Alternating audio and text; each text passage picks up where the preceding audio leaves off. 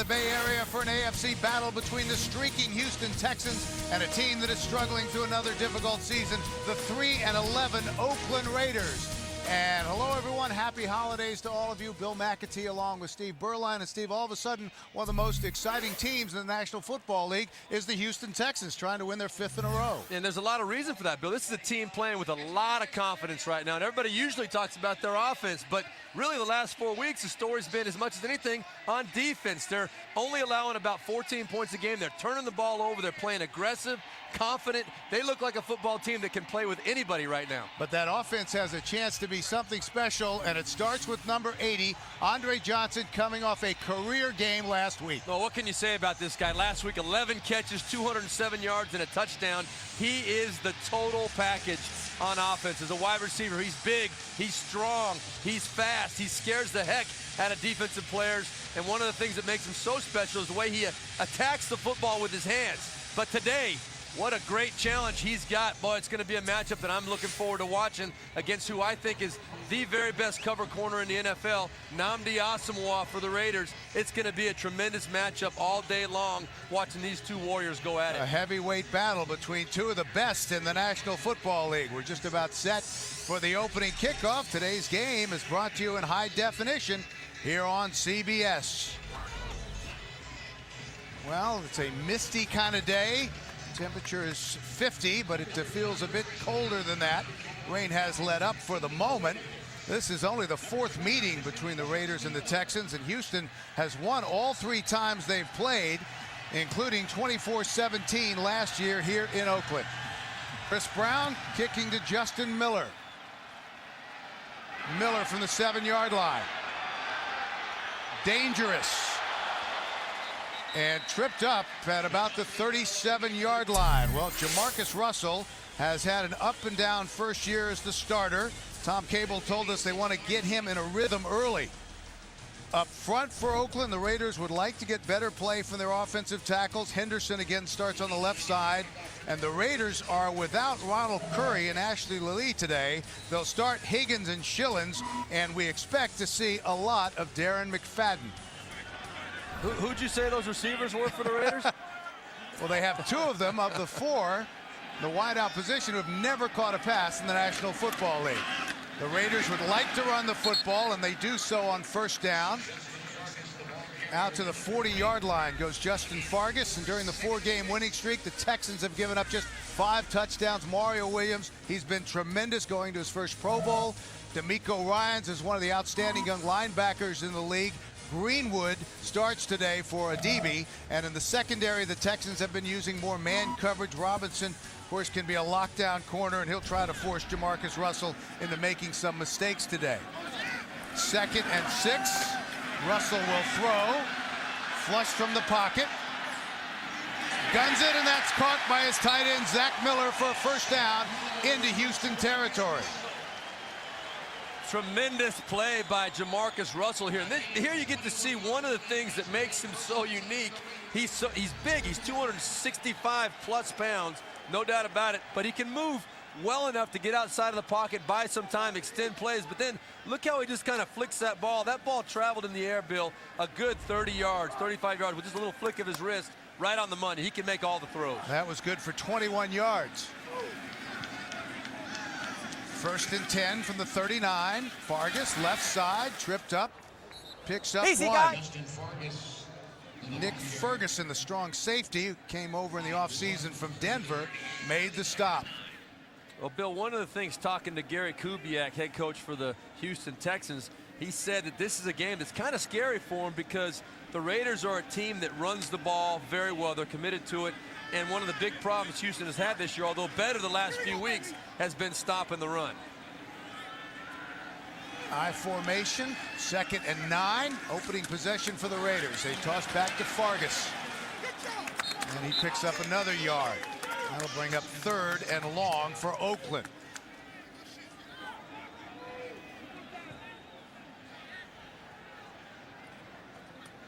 Well, Bill, you were mentioning the wide receivers. Let's just talk about exactly how dramatic this is. You look at the average receiving yards per game. None of these guys over 25 yards. And the top guy, Javon Walker, he's not even playing anymore. He's been out for most of the season. These are guys that a lot of people have never even heard of, and it puts a lot of pressure on a young quarterback like Jamarcus Russell to be expected to be successful with that kind of weapon. Darren McFadden has checked in the game, and they run the screen to him. He has some open field, dives forward for a first down. We got the distinct feeling when talking with the Raiders yesterday that Darren McFadden is going to be getting the ball and be a big part of this football game in a lot of different ways. They're on a screen passer coming across the middle. But the big criticism of Tom Cable lately offensively is that Darren McFadden has not gotten into the ball game until the game is pretty much out of hand already. Today you can see already trying to get the ball to him early. Haven't scored a touchdown their first possession since December of last year. They didn't get the ball to McFadden last week until 4 minutes into the second quarter. Fargas still on his feet. Great individual effort getting down to the 21-yard line. He has been a tough physical runner for the Raiders. Despite all the things that have been going on with the Raiders, the one thing they've been able to do consistently is run the football. They get physical, they go right at you. They do not throw the ball well at all, although last week there was some life in the passing game, and Jamarcus Russell has shown signs and flashes. It's going to come down to Justin Fargas and Darren McFadden running the ball well today for this team to win. This has been an impressive opening drive so far for Oakland. Again, they keep it on the ground, no gain. Extra effort, maybe a yard for Fargas. Well, for whatever reason, Jamarcus Russell has been a slow starter. He struggled early against New England last week. Then he settled down and threw for almost 250 yards and 2 touchdowns. Well, you mentioned, Bill, the slow start. That's been a concern and an issue with Coach Tom Cable. He's told us that that is something he's really trying to get Jamarcus Russell to focus on, is understanding the preparation during the course of the week. Get yourself ready to come out and play from the very first snap. It's something that's still a kind of a work in progress. Raiders are last in third down conversions. Third and a long one to the end zone. Touchdown, Chaz Schillens.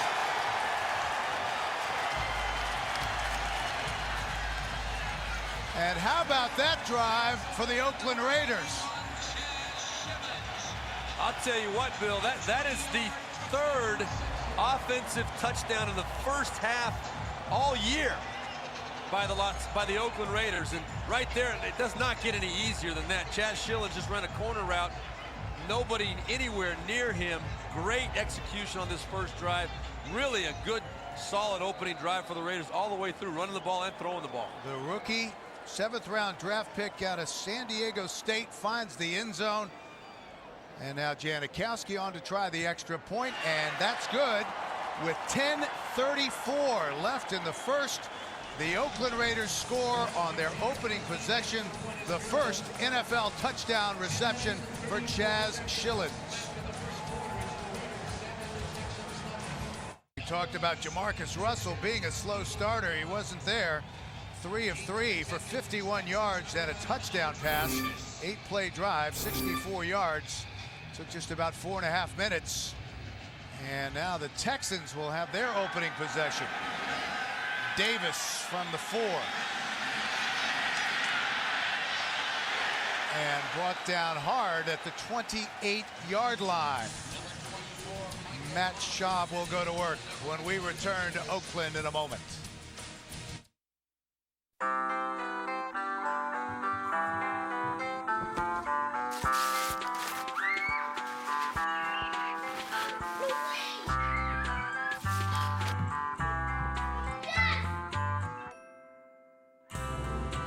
Find your perfect gift. Like the 5-star crash safety rated Acura MDX at the Drive Home for the Holidays event. Celebrate the season with low finance and lease offers. Visit your Acura dealer or shopacura.com.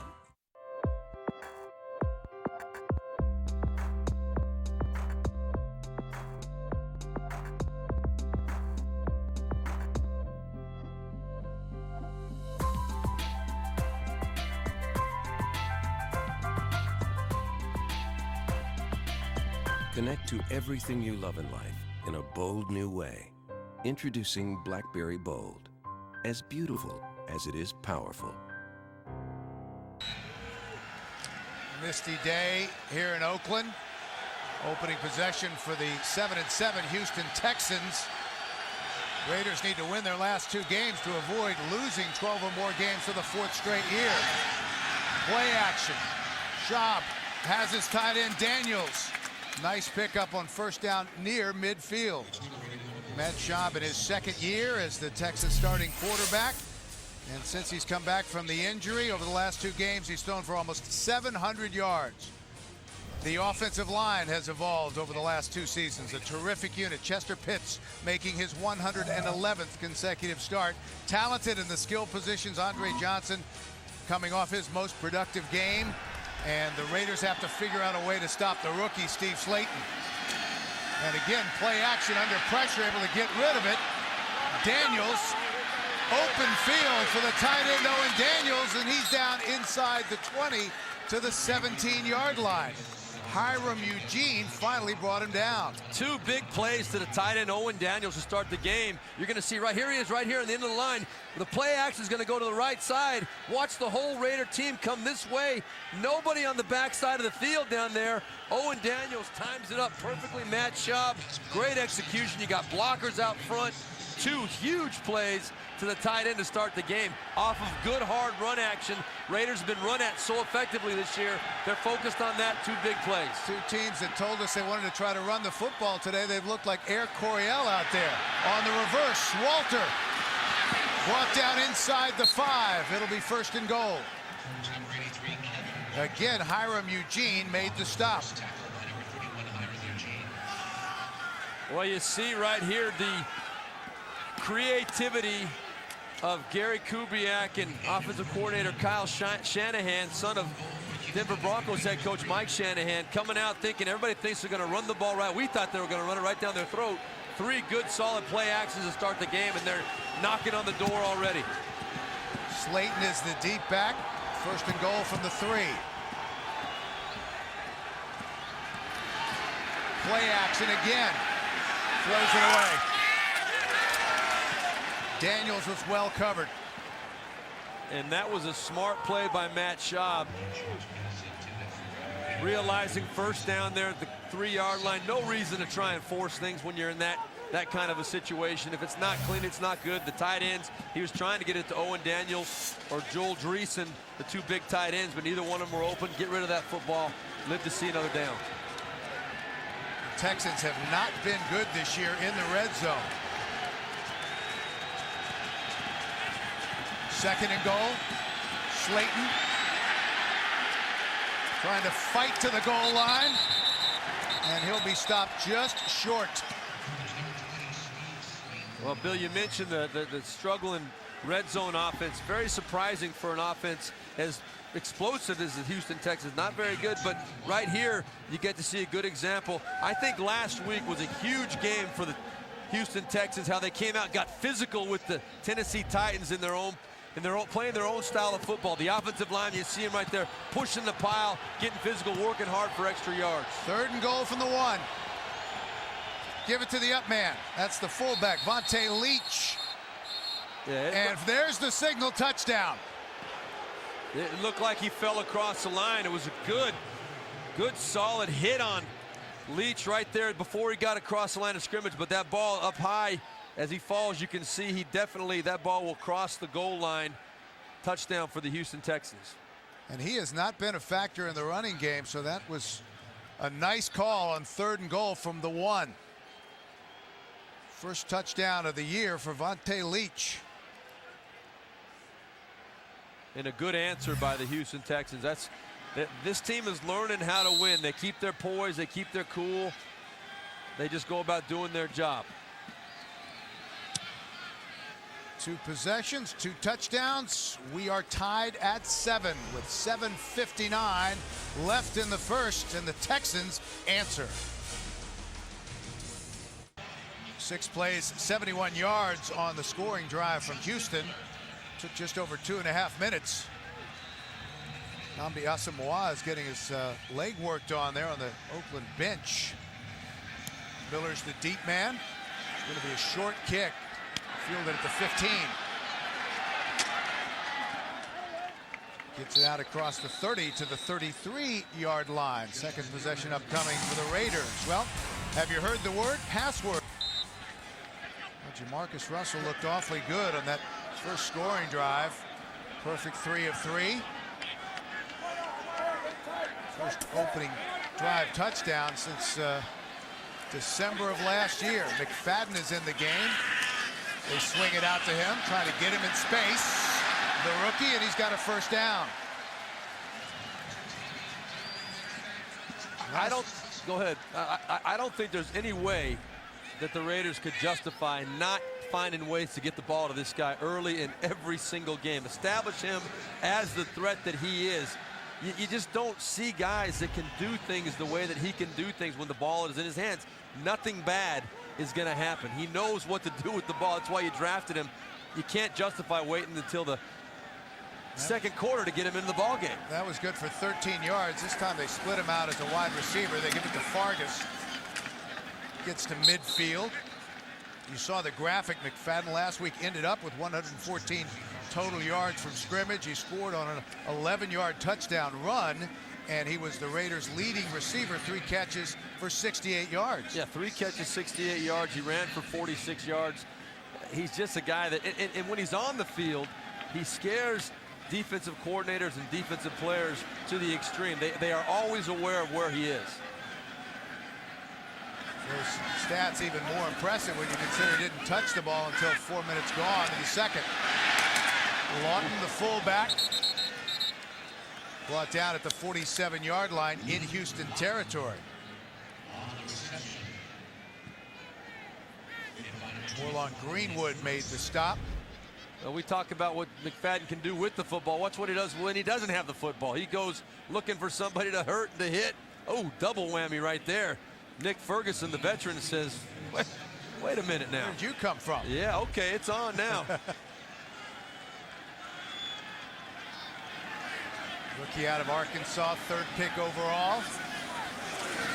3rd down, and that's caught. Shillings again. And that was a bullet from Jamarcus Russell. Well, it looks so far like Chaz Shillings and Jamarcus Russell didn't get the memo that the Raiders aren't supposed to have much of a passing game. They've been hooking up, making it look easy. That ball right there, a little bit behind Chaz Shillings, but definitely catchable. And Chaz Shillings, a nice adjustment to the ball, tucks it and runs. A rookie 7th-round draft choice, establishing and taking advantage of his opportunity so far today. Jacques Reeves lost his footing. That was good for 24 yards. The Raiders on the move again toward the end zone, and there was a collision at the 5-yard line. Johnny Lee Higgins was the intended receiver, but no flag. Well, you know, this is one of those situations where there definitely was contact. And you're going to see a collision right here. The ball is in the air. You can see the ball going up. You know, that's Eugene Wilson coming over. He was running to the corner to defend his route. They ran into each other. Technically, I guess you could throw a flag on that play. The ball was in the air and he was hit, yeah. First incomplete pass for Jamarcus Russell. Fargas bounces it to the outside, bulls over his own man, and has a nice pickup inside the 15-yard line. But by the same token, Bill, on a play like that, when going back to that last pass play, it could almost be looked at as a pick from the other side of things, too. Maybe Wilson was being picked by the receiver to open up a guy going to the corner. So that's one of those judgment calls by the referee. He's got to decide if it was a catchable ball and all the other factors that go into making that decision. That'll help the Raiders average. Perfect so far, 3 of 3 in 3rd down situations. Pitch it back to McFadden, trying to get to the edge. And he'll be stopped short of the 1st down. Good job by the Texans defense. You can see all the action going right. Jamarcus Russell trying to fake the flow to the right and then try and get one-on-one on the outside with your speedy back, but a good tackle by Dante Robinson right there. Back from a terrible knee injury last year, and he's reestablished himself and really been a factor in making this defense play at the level that it's been playing the last few weeks. He looks a little woozy as he goes to the sideline. That was a good, solid hit. 33-yard field goal try by Sebastian Janikowski. Raiders all-time leading scorer, and that is good. So the Raiders regain the lead. 33-yard field goal, 3:42 left to go in the first. It's 10-7 Oakland. Big hit. We're back. The last time the Texans were here in November of last year, Dante Robinson suffered a potentially career-ending injury to his right hamstring and right ACL. It happened on this play. They took him off the field on a cart, and with an injury that Gary Kubiak called devastating. He had to have reconstructive surgery. There was a question as to whether or not he'd ever get back. In fact, to this day, he's never seen the video of the injury. Onside kick. The Raiders got it. Trickery from the Raiders, and it pays off. Rashad Baker recovers the onside kick. Bill, you remember yesterday at the walkthrough, they were working a lot on the onside kick in practice. We were talking about, boy, they're still putting a lot of time into this onside kick stuff, and sure enough, it comes up early, totally caught the Texans off guard. You know, when you're sitting in a position the Raiders are sitting in, when you're sitting in a position the Raiders are sitting in, why not try a few creative things and try and create a little bit of excitement in this atmosphere? Sometimes it works, and sometimes it's a fake field goal that doesn't work. Exactly. No, we're going. The disastrous play a few weeks ago against Kansas City.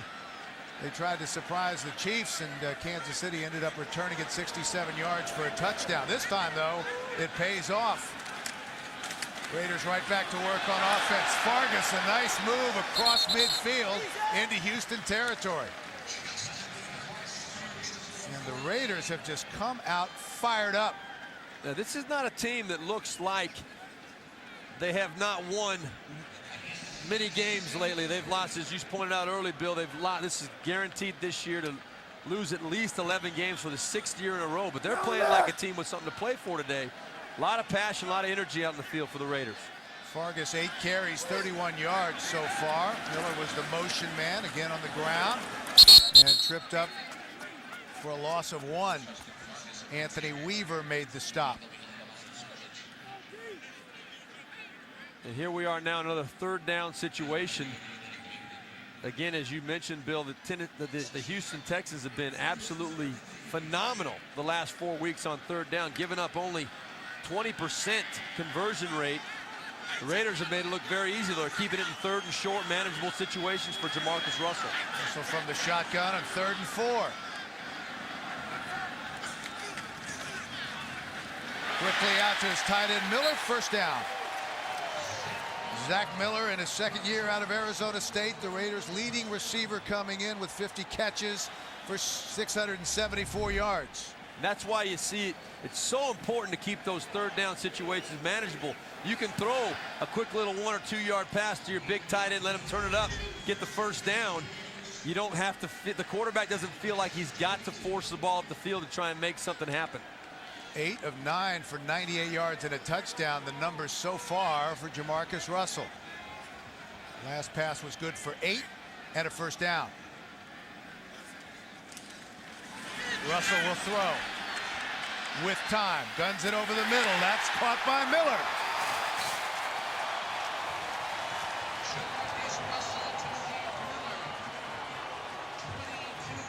Well, the Texans knew the Raiders had the potential to be dangerous. They have wins over 2 divisional leaders this year, the Jets and Denver. The other was against Kansas City, and that's how the Texans viewed them this week. Gary Kubiak told his players not to look at the Raiders' record, but to see the game as individual battles, that they're just too talented to take anything for granted. And a little bit of concern on the face of Gary Kubiak there. Jamarcus Russell having fun. Gary Kubiak not much fun yet today.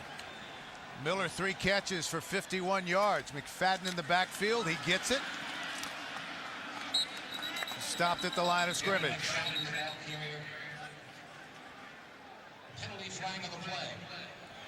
A little slow getting up, and there you go. A little mud in the helmet. Well, you thought the fantasy football season was over? It's not. Sign up for NFL.com's playoff challenge. where you could win a trip to Super Bowl 44. Only at NFL.com/fantasy.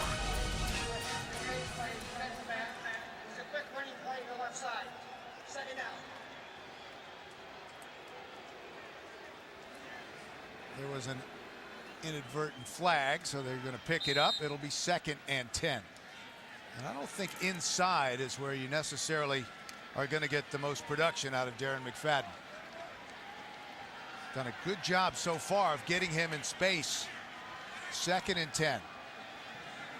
Fargus the deep back. They'll throw toward the sideline. That's a nice catch by Schillens. And he fights his way down to the 12-yard line.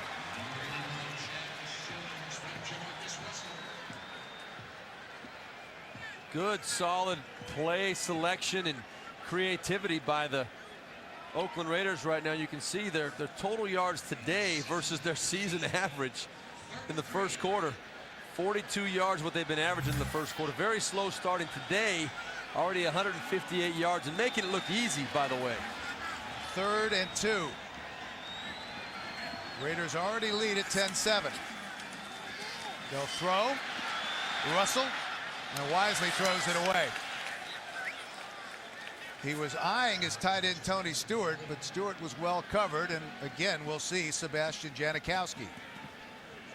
Jamarcus Russell looks like he's in complete control out there on the field today.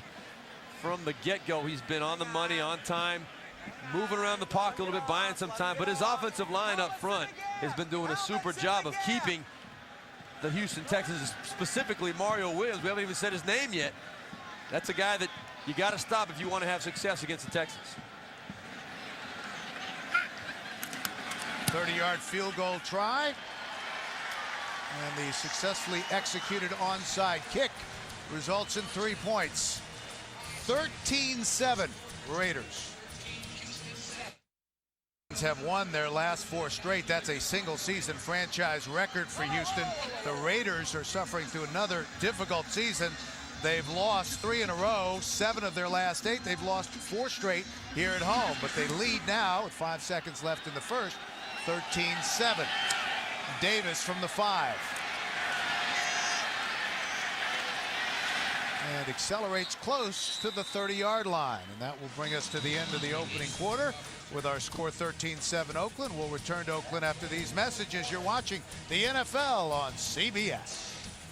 Ready to start the second quarter. Only the second possession of the game for the Houston Texans.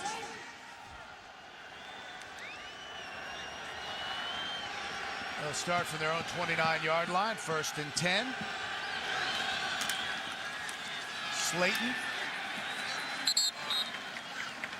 gets it out across the 30 to the 31-yard line.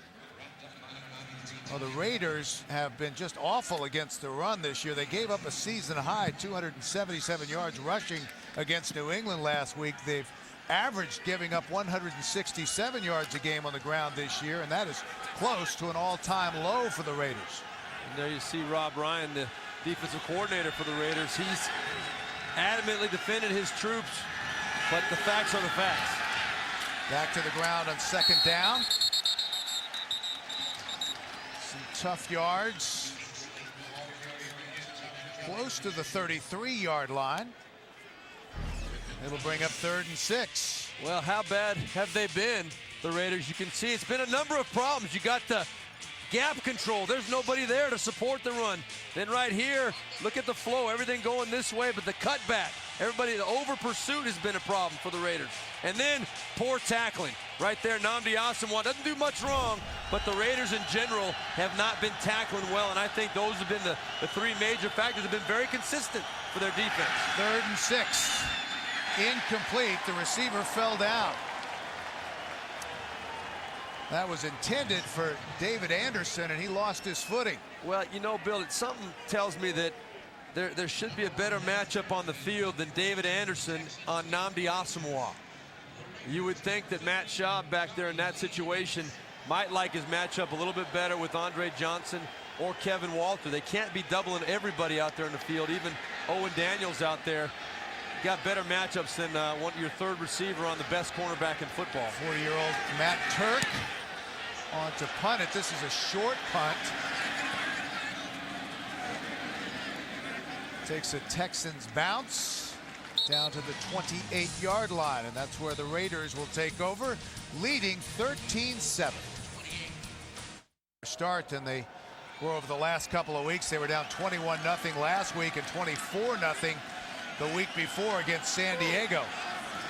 Now leading 13-7. Russell will throw again. Plenty of time.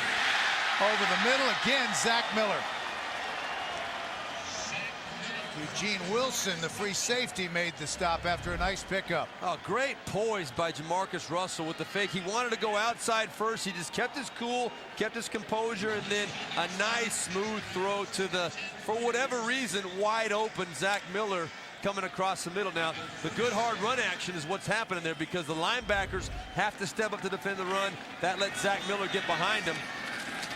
That was good for 19 yards. Fargas driven back after getting to the 49-yard line.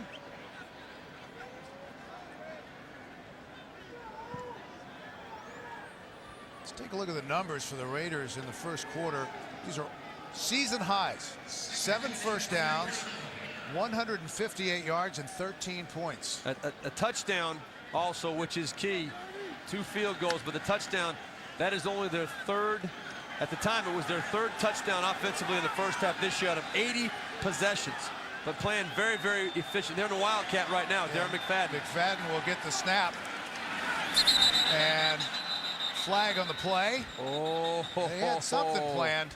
They did, and Jamarcus Russell knows it. False start, number 64, offense.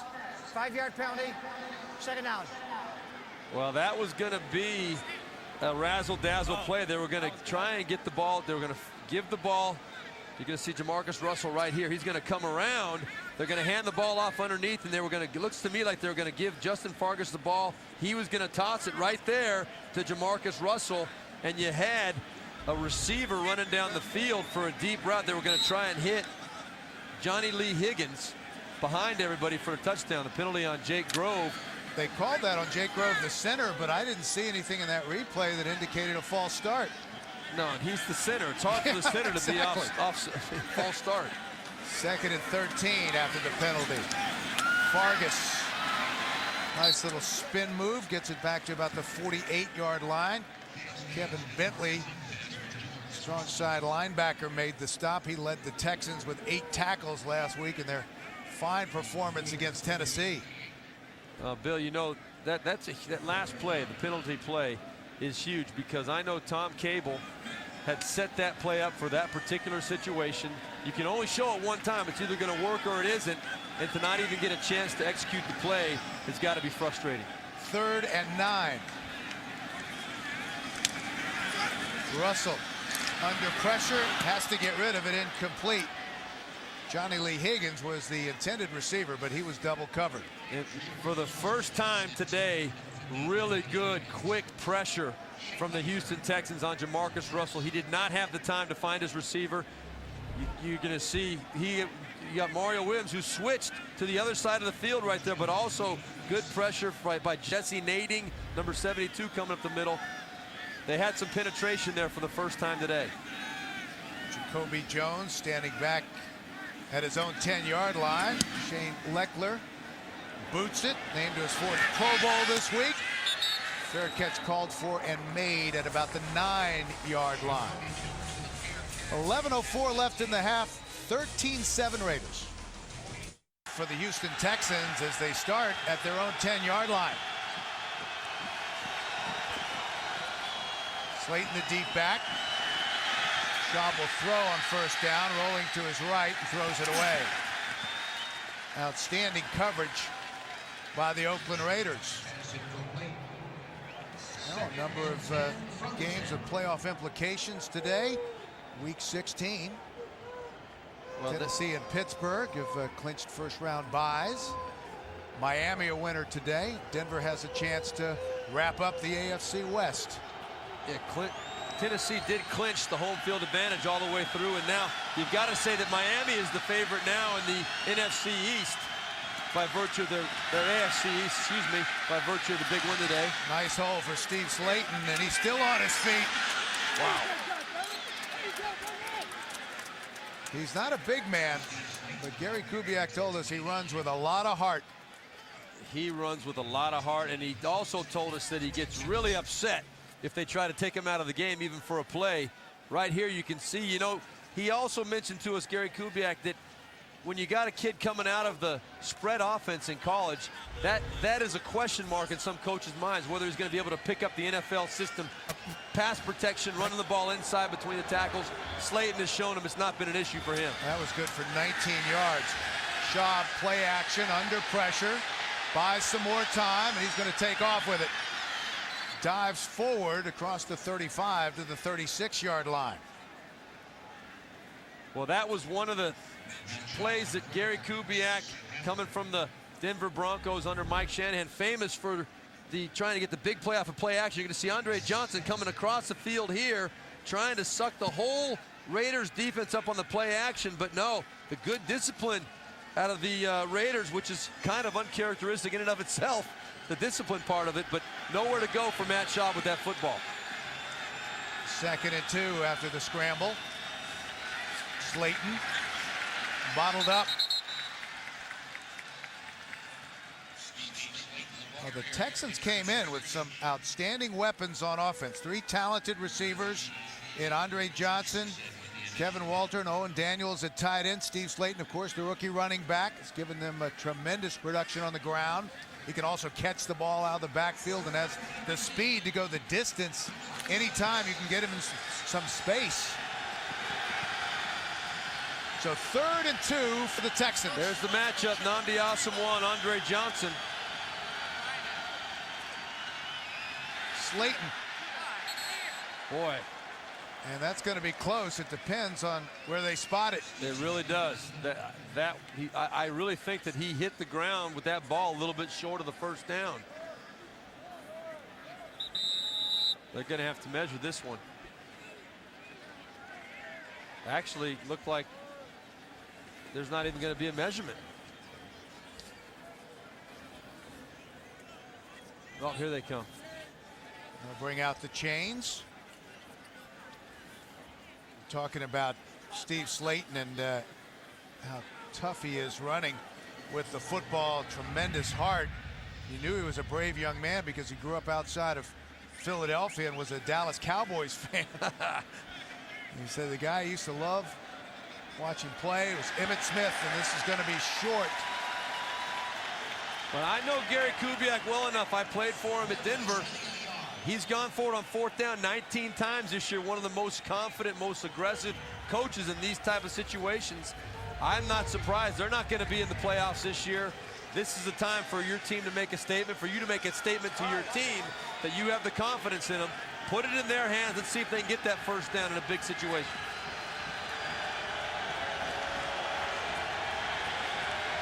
And you can tell Gary Kubiak's confidence is permeating, radiating through this whole Houston Texans offense, the whole organization. We'll see if they can pick it up here. They're on their feet here in Oakland. 4th and less than 1. Quarterback sneak. He's got it. Easy. With a quarterback keeper. Good for a Texans 1st down. Well, coming up on the Sprint Halftime Report, join JB, Dan, Shannon, Boomer, and Coach Cowher for all the latest NFL scores and highlights from Week 16. That's all coming up on the Sprint Halftime Report.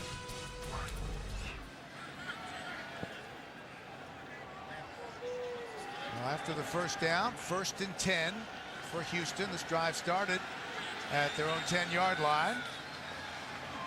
Slant, and that might be pass interference. Intended for Andre Johnson. Chris Johnson on the play of the defense. He was draped all over him. He really was, and you can see the strategy of the Raiders even when Nnamdi Asomugha is covering him. Pass interference, 37, defense. Automatic 1st down, spot of the foul. Chris Johnson took over at cornerback after D'Angelo Hall was released.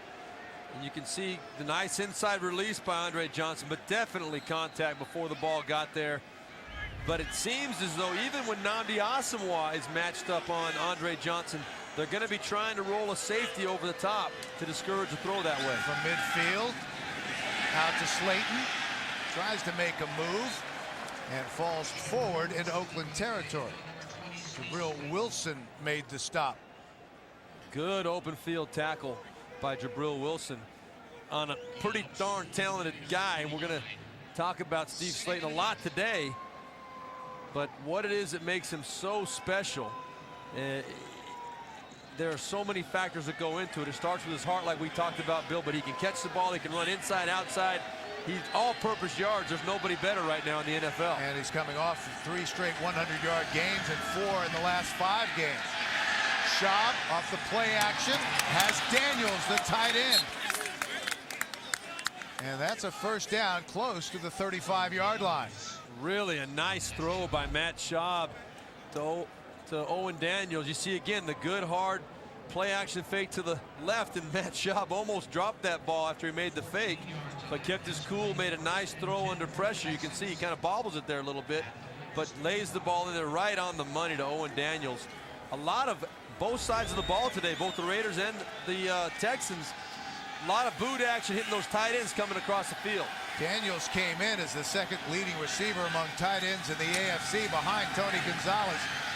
He wanted to hit Andre Johnson and finally just got rid of it. And I'll tell you what, Bill, that's one where I think Matt Schaub might have been justified in taking a shot up the field to Andre Johnson. You're going to see right here, there was a little bit of safety help over the top, but Andre Johnson's going to outrun that ball if it's thrown up in the corner of the end zone. If it's thrown out over here, Andre Johnson's going to win that battle 9 times out of 10. You saw his reaction. Yeah. He knew it too. He wanted that opportunity. Coming off a franchise record and personal best 11 catches for 207 yards.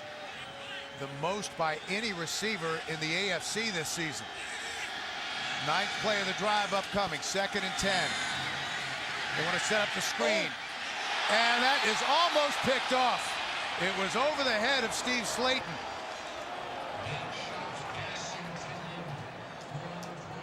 Thomas Howard almost had it. Well, that was just a really bad throw by Matt Schaub. That ball got away from him. Not a bad decision. Steve Slayton was definitely open, but Matt Schaub had to go up and over, and the ball kind of sailed on him a little bit. Boy, that was dangerous. Very, very close to being an interception. So 3rd and 10.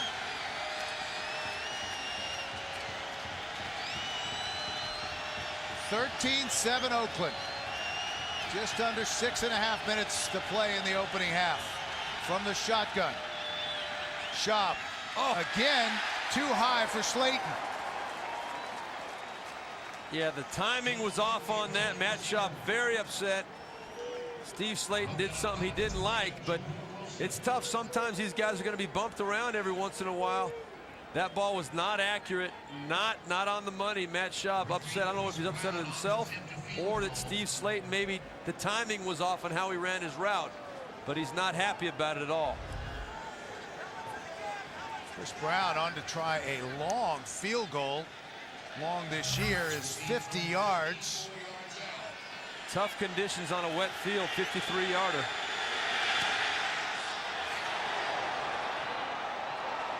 Good. Wow. It was not a thing of beauty, but effective. A 53-yard field goal by Chris Brown. 13-10 Oakland. On 53-yard field goal for Chris Brown. He had a 57-yarder last year against Miami.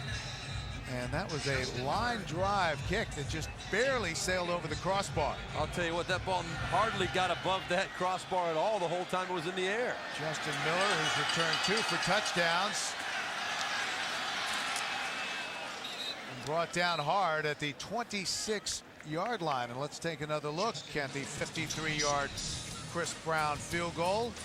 A line drive and just barely.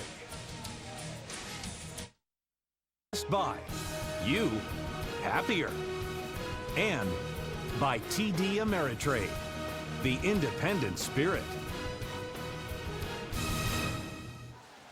Coming up on the Sprint halftime report, the playoff picture starting to come into focus. Join JB, Dan Shannon, Boomer, Coach Cower, all the NFL scores and highlights from Week 16. That's all coming up on the Sprint halftime report. 1st and 10 for the Raiders from their own 26-yard line. Short drop over the middle. Big hit, incomplete. And that was intended for the tight end, Tony Stewart. D'Amico Ryans delivered the blow. Now the Raiders have struggled offensively. They rank 31st in the league in total offense, last in throwing the football, but look what they've done so far. Well, you'd like to see a couple of those turn into field goals. They were down in the red zone, but for the Raiders, this is a thing of beauty. Their offense has been working very, very efficiently today. You got to be excited from their standpoint. Vargas cuts it up and brought down hard. Another big hit delivered by that Texan defense. Nick Ferguson, the strong safety. Hit by number 25, Nick Ferguson. And let's listen.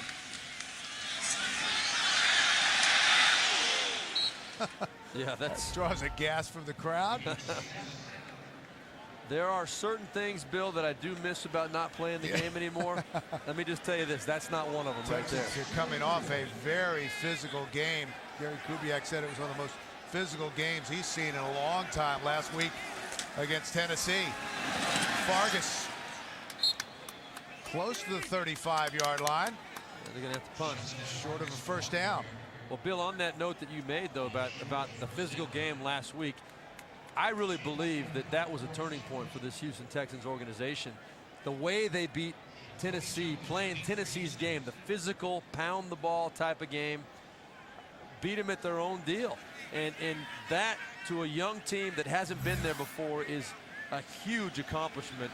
And they believe now they're not going to get roughed up by anybody. Jacoby Jones, dangerous, standing at his own 20-yard line. Leckler, this is a booming punt in the rain. Fielded at the 9. And the ball is down. Still loose. Scramble for it. A 56-yard punt. And the Texans were able to come away with it. Jacques Reeves fell on the loose football. Jones holding his right arm as he heads to the sideline.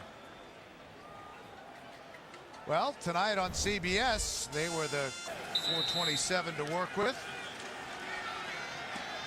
Texans down by 3. Trying to extend their franchise record winning streak in a single season to 5 games. Slayton.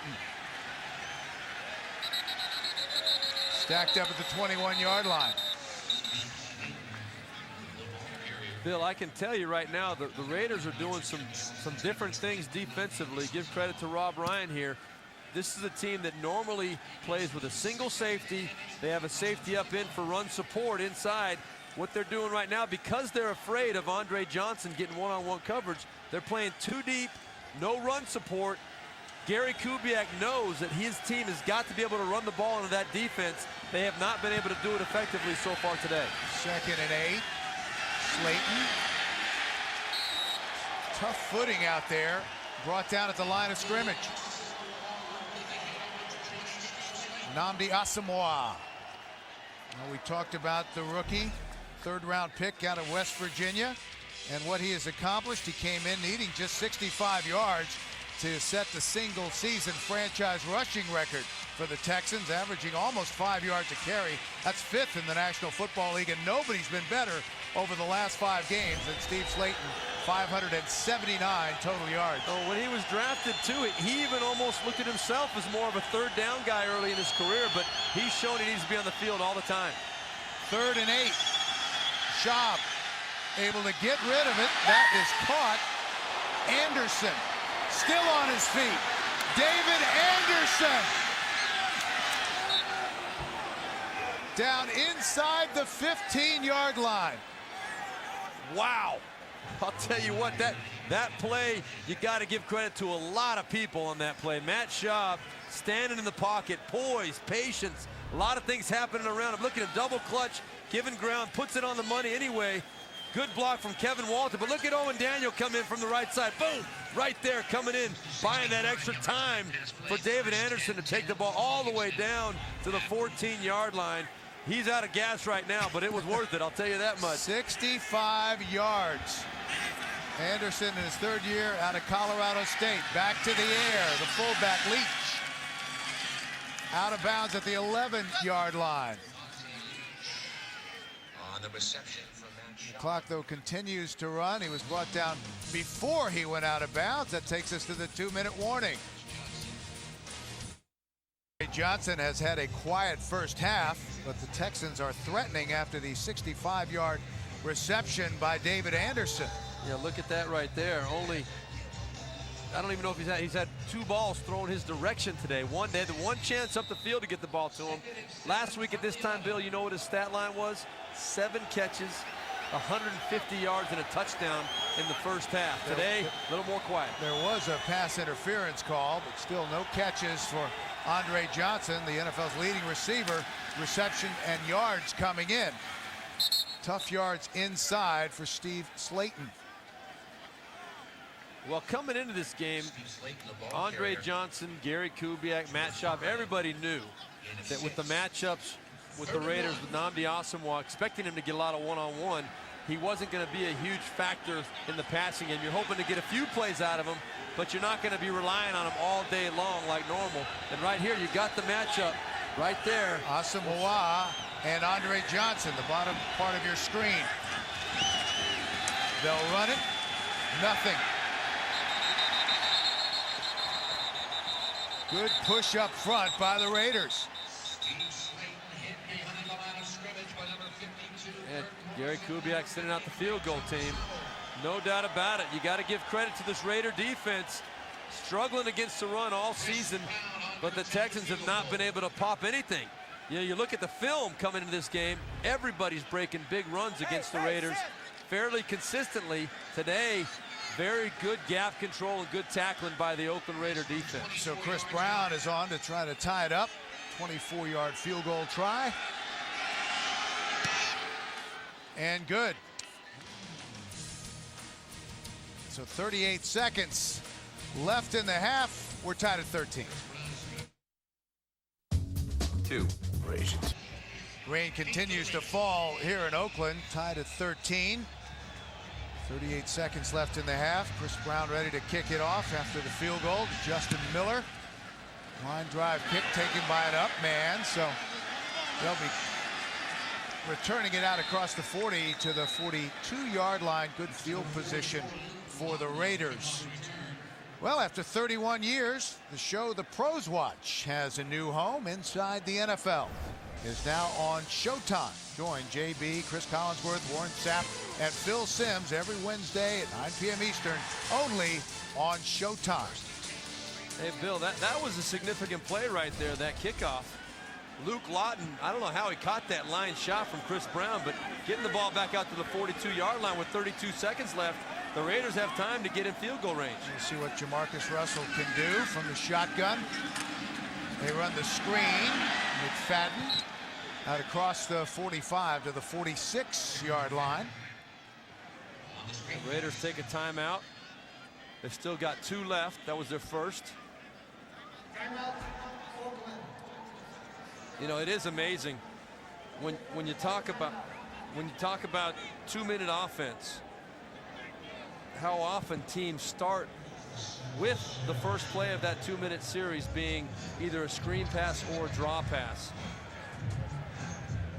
Well, they've got a kicker with one of the strongest legs in the National Football League, and Sebastian Janikowski is the Raiders' all-time leading scorer. He broke the great George Blanda's record last month against Carolina.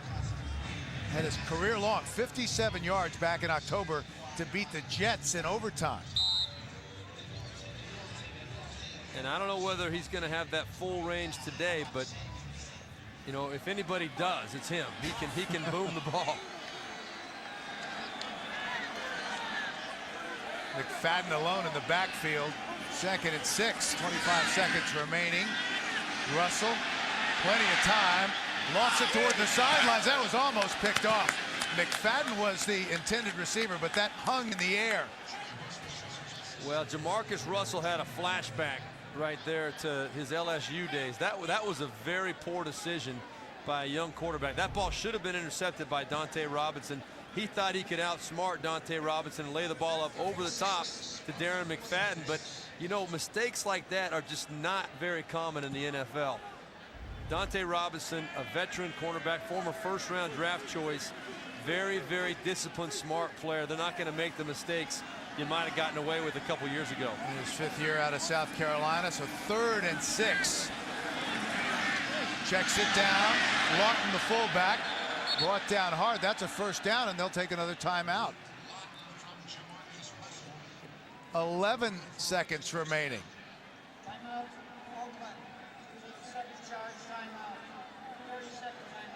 Remember, they had Sebastian Janikowski try a 76-yard field goal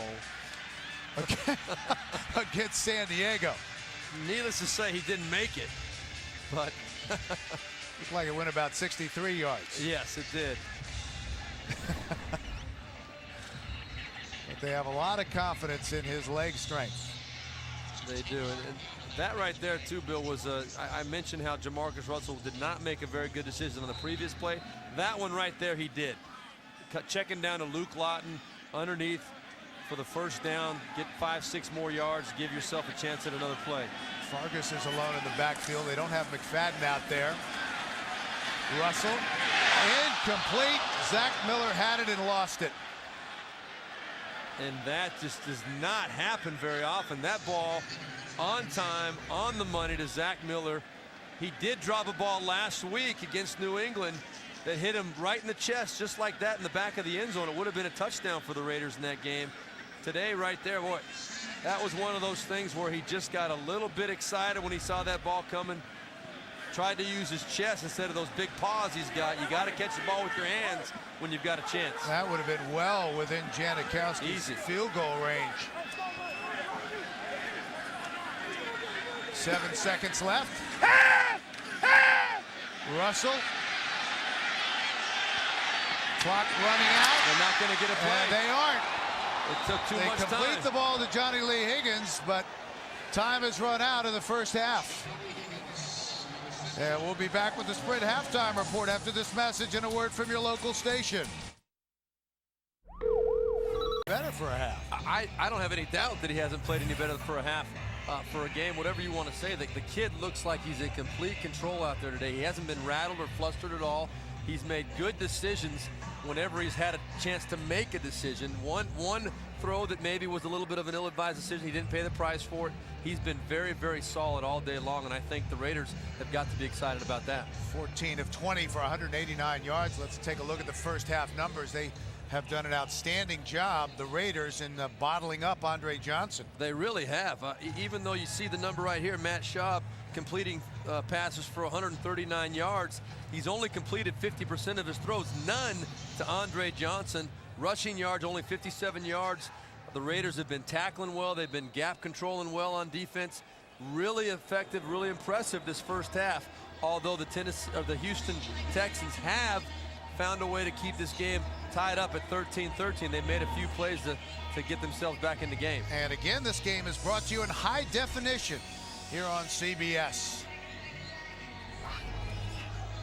Tied at 13.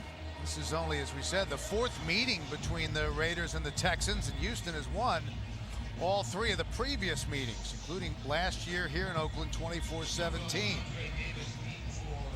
Texans working on a 4-game winning streak. The Raiders trying to snap a 3-game losing streak. They've also lost 4 straight here at home.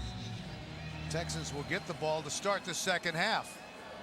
Pooch kick fielded by an up man at the 28-yard line. The Raiders are pulling out all the stops. They'll start at their own 36-yard line. And let's take a look at the big 3 and see how they did in the opening half. Yeah, just how well has the Raiders defense been playing. You can see right there, Steve Slayton averaging over 115 yards rushing the last 4 weeks. Today, only 33 yards. We've already talked about Andre Johnson. And right away we see the matchup on the outside, one-on-one up at the top with Nnamdi Asomugha. I think Gary Kubiak's going to try to get him involved here today. Play action. Under pressure, it's sacked. Jay Richardson with his 3rd sack of the season. Well, you're going to see pressure coming right there, Matt Schaub. They were trying to look on the outside to Andre Johnson, but the pressure came pretty quickly from Jay Richardson. Right there, they got safety help over the top. It might look like Andre Johnson was open, but Nnamdi Asomugha knew he had help with the safety over the top. Matt Schaub, that's why he didn't pull the trigger on it. Richardson beat the rookie, 1st-round pick out of Virginia Tech, Dwayne Brown. That's caught at the 30-yard line. Kevin Walter with his 1st reception of the game. He's become an outstanding complimentary receiver to Andre Johnson, tied for the team lead in touchdowns with 8, which puts him tied for 2nd in the AFC. He makes a lot of big plays, but right there, the Raiders more than willing on 2nd and 20 to give the short underneath pass to Kevin Walter and make the tackle for a 5-yard gain. Slayton in motion. Empty backfield on 3rd and 16. Schaub checks it down. That's going nowhere. Owen Daniels tackled immediately by Jabril Wilson. That was really good coverage by Jabril Wilson. You're going to see right there, number 28. The Texans had set up that tight end screen. They run it earlier fairly successful, or very successfully. But right there, Jabril Wilson said, "You fooled me once, okay, but you will not fool me again." Very impressive series right there to start the 2nd half by the Raiders defense. Matt Turk, who came in averaging almost 43 yards a punt, gets this one away. Higgins has returned 2 for touchdowns and brought down immediately at the 26-yard line. A 43-yard punt, opening possession of the second. Jamarcus Russell coming off the best 1st half of his young career with 189 yards passing. Previous best was 162. They fake the toss. Russell will throw toward the sidelines, and that is ruled incomplete. Johnny Lee Higgins couldn't bring it in. Bill, right there, should have been a completion on the outside of Johnny Lee Higgins. A little bit of a low throw, but he could have had the same exact result. Zach Miller was open in the flat underneath. You're going to see Johnny Lee Higgins definitely open. Not going to say it was a bad decision by Jamarcus Russell, but when you're coming out of those bootlegs, your first read is always to the flat, and Zach Miller was uncovered wide open in the flat. And it was a little bit underthrown. Fargas, nice hole on the right side. Big hit, but keeps his feet. Eugene Wilson, the free safety, delivered a blow, but Fargas just kept going. Well, that was a great show of the balance that Justin Fargas has. You're going to see a tremendous hit by the safety coming up here.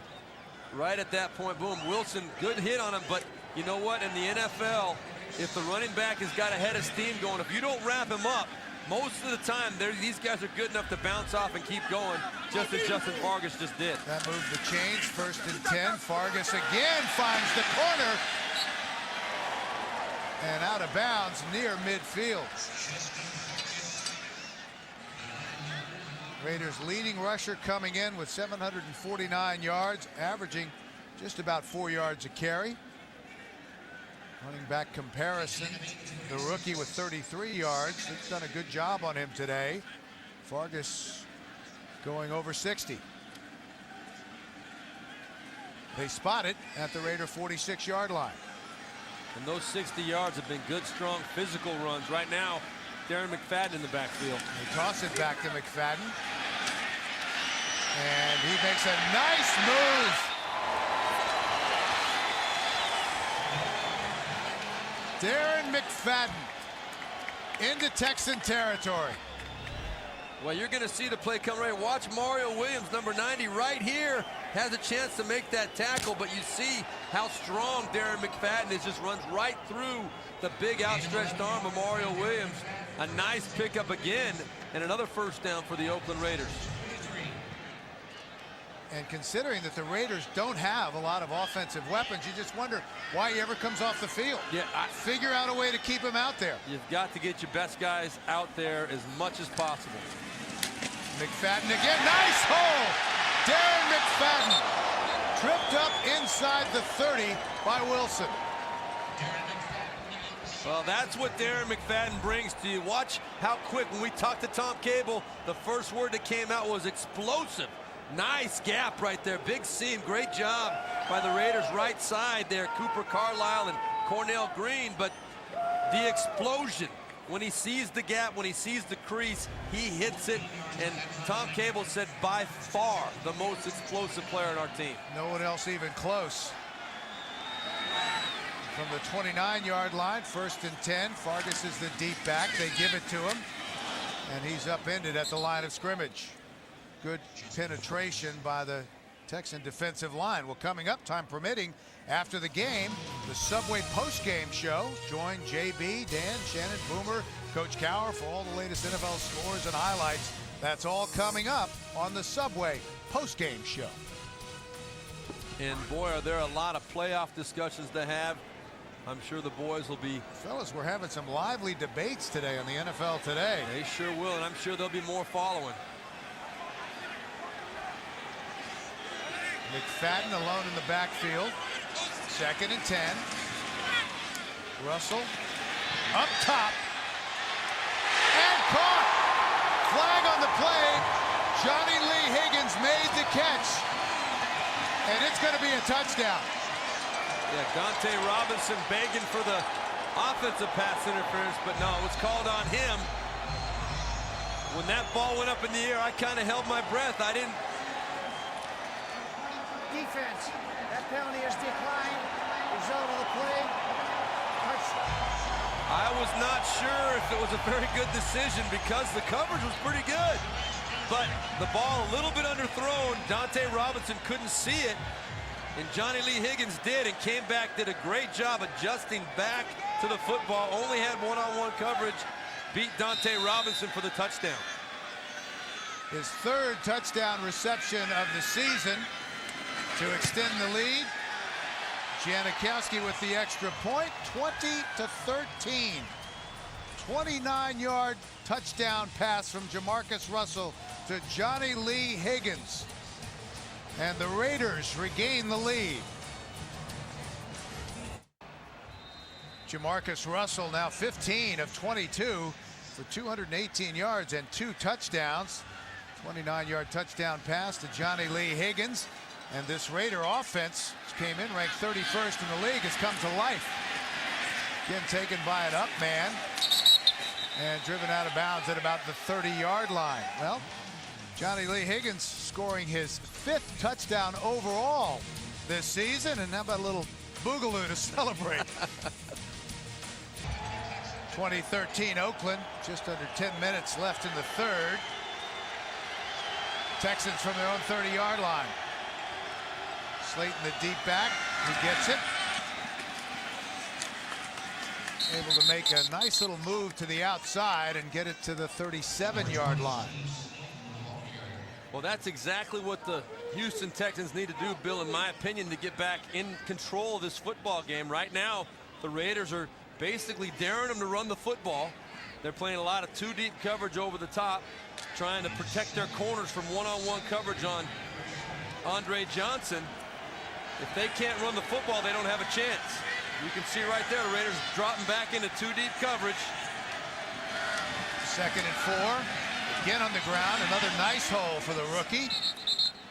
And he gets it to the 45-yard line. And that is exactly what Gary Kubiak needs to do right now. Okay, if they're going to dare us to run the football, we have got to get physical up front and pound them and make them pay for that. We've got to get that safety to come down in the box to give us one-on-one coverage on the outside to try and make some plays.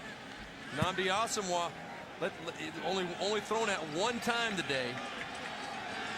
A lot of that due to the fact that he's had help over the top as well, though. Slayton, 12 carries for 48 yards. Play action this time, and he's all alone on the boot. Oh. Daniels. Wow. And Daniel saying, you know what, Nnamdi? I will take that hit for a first down. And let's listen.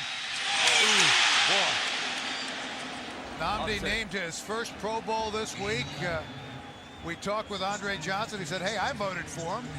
And Nnamdi told us that he voted for Andre. They have tremendous respect for each other. They really do. Leads the NFL average receptions per game, but he's been shut out today. Nothing there for Slayton. And that, you got to give credit to the Raiders and their front seven for what they've been able to do. They have not done this at all this year, which is why they've had a lot of problems against the run. Whenever they try to go to two deep coverage to protect against the pass, people have been gashing them. This is a Raider defense coming off giving up a season-high 277 yards rushing against New England last week. The Patriots were able to run at will. Andre Davis was the motion man. Schaub, he's going to try to take off. We have a flag, and we could have a holding call. Burgess brought him down, but let's check the penalty. It looks like holding on the Texans. Holding, number 85, offense. That penalty is declined. Result of the play, third down. Called it on the tight end, Joel Dreesen. So the penalty will be declined. It'll be 3rd and long. Well, you're going to see Dreesen coming in. He got the hold. No doubt about it. Basically a takedown of Trevor Scott. They have to get to about the 33-yard line for a first down. Slayton brought down immediately. Chris Johnson with the big hit. And the Raiders are getting physical. They really are. Look at them jumping around, celebrating. They haven't been doing much of that this year. Matt Schaub nowhere to go up the field. Really a dangerous throw for 2 reasons. 1, it could have been a fumble. And 2, Slayton could have got knocked out of the game on a play like that. Kind of hung out there. He's not seeing the defender coming at him. He's assuming that Matt Schaub is throwing it to him because he's open, but nowhere else to go with the football, and a big hit taken by Slayton. Matt Turk. Johnny Lee Higgins from the 22-yard line. Higgins, Johnny Lee Higgins! He's going to score his 3rd punt return for a touchdown. 80 yards.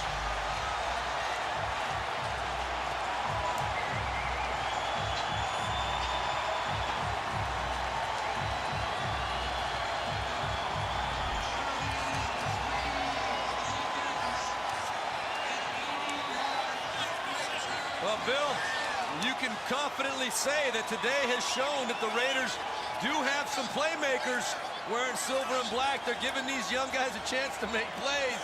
And Johnny Lee Higgins, boy, the 3rd punt return touchdown of the year to go along with the touchdown reception. I think this kid is really making a name for himself here in Oakland. His 2nd year out of UTEP, a 3rd-round draft pick. Janikowski. The extra point is good, and it is 27-13 Raiders with 5:44 left in the 3rd. They're celebrating in the rain here in Oakland after the 2nd touchdown of the game for Johnny Lee Higgins, his 6th touchdown of the season. And who would have thought that Johnny Lee Higgins would outscore Andre Johnson? Not me. Davis from the 1.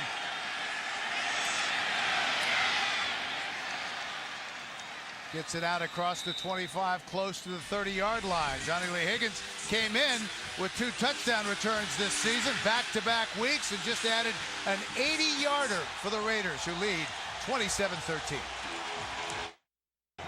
Smiles in Oakland, 5:37 left in the 3rd, 27-13 Raiders. Texans take over 1st and 10 from their own 30. Out into the flat to Slayton.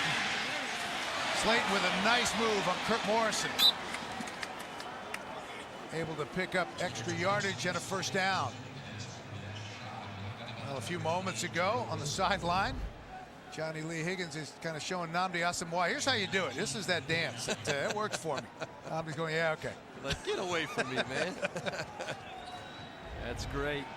We saw on that last play, now, there was one-on-one coverage. Andre Johnson against Nnamdi Asomugha. Looks like you might have it again here at the top of your screen. Andre Johnson is going to have to make some plays before this game is over if Houston wants to get back into it. Schaub is going to go up top. Incomplete. Andre Davis was the intended receiver. Schaub threw into traffic. Yeah, that was kind of a forced pass right there, in my opinion, by Matt Schaub. Here you go. You got the one-on-one coverage with Nnamdi Asomugha, but then he lets him go. Might have had a chance to put the ball in there on the money.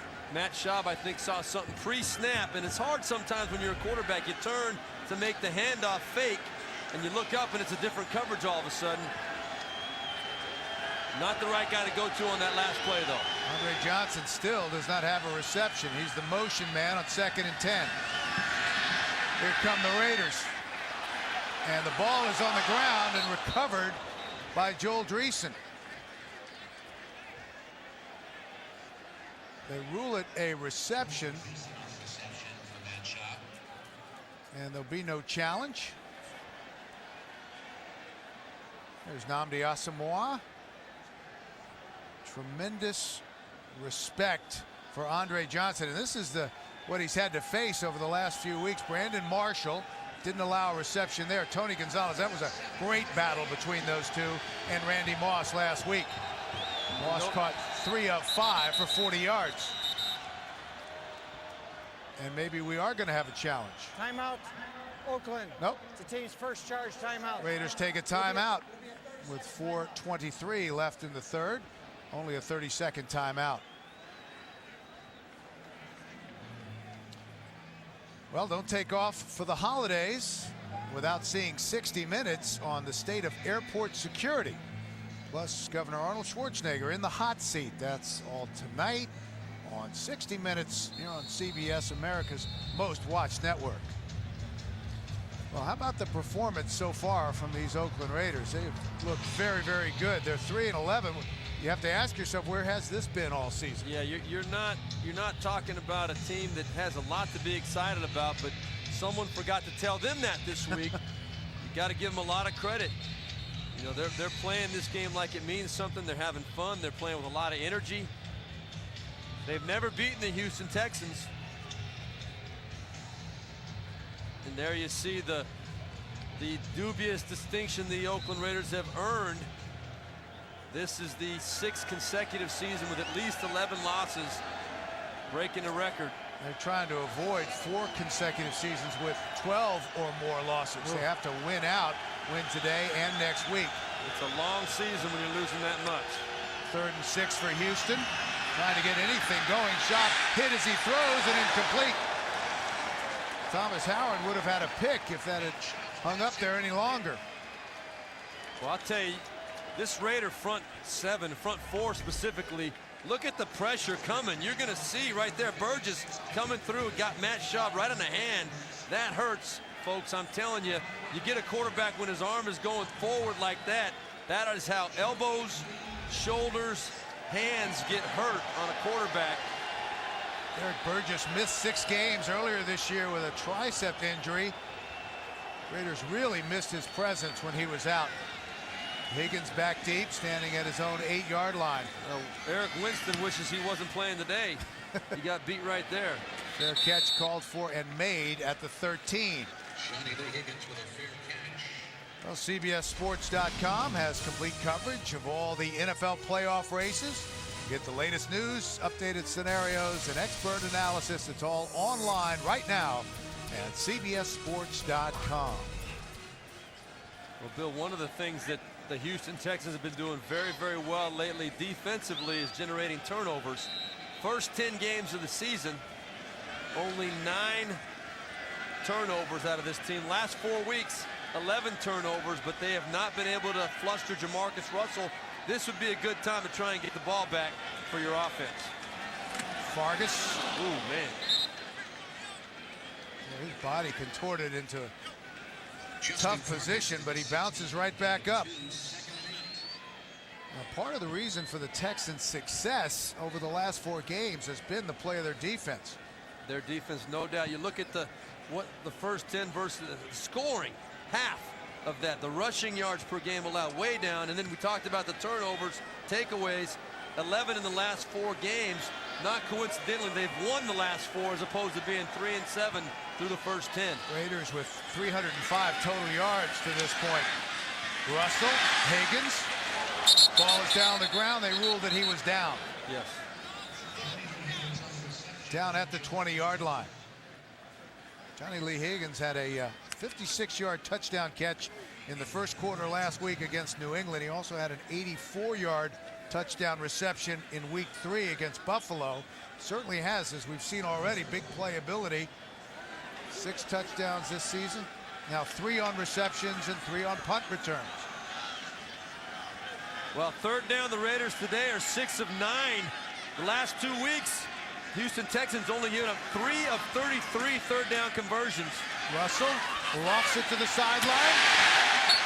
McFadden, and that was great concentration because he knew he was going to take a shot. What a great catch. Knowing that Eugene Wilson was coming over, Jamarcus Russell saw the matchup. It was a zone dog, and you had Jesse Nading, number 72, covering Darren McFadden. That is a little bit of a mismatch, folks. And Eugene Wilson was trying to get over there to help out over the top. Darren McFadden, boy, great concentration to make that catch. 1st and 10 from the 37-yard line. McFadden slips as he tries to cut it upfield. Again, you watch him play and you wonder, he had turf toe, he was out of the game plan. In training camp, they had a lot of plays that they had designed for him, but you watch him now, about 90%, he says, healthy, and you wonder why he's not on the field all the time and more involved in the play calling. Well, there's no way you can justify a guy like that. Even if he's at 75, 80%, the defense is scared of him. They do not want him getting the football, and it occupies their attention and their focus.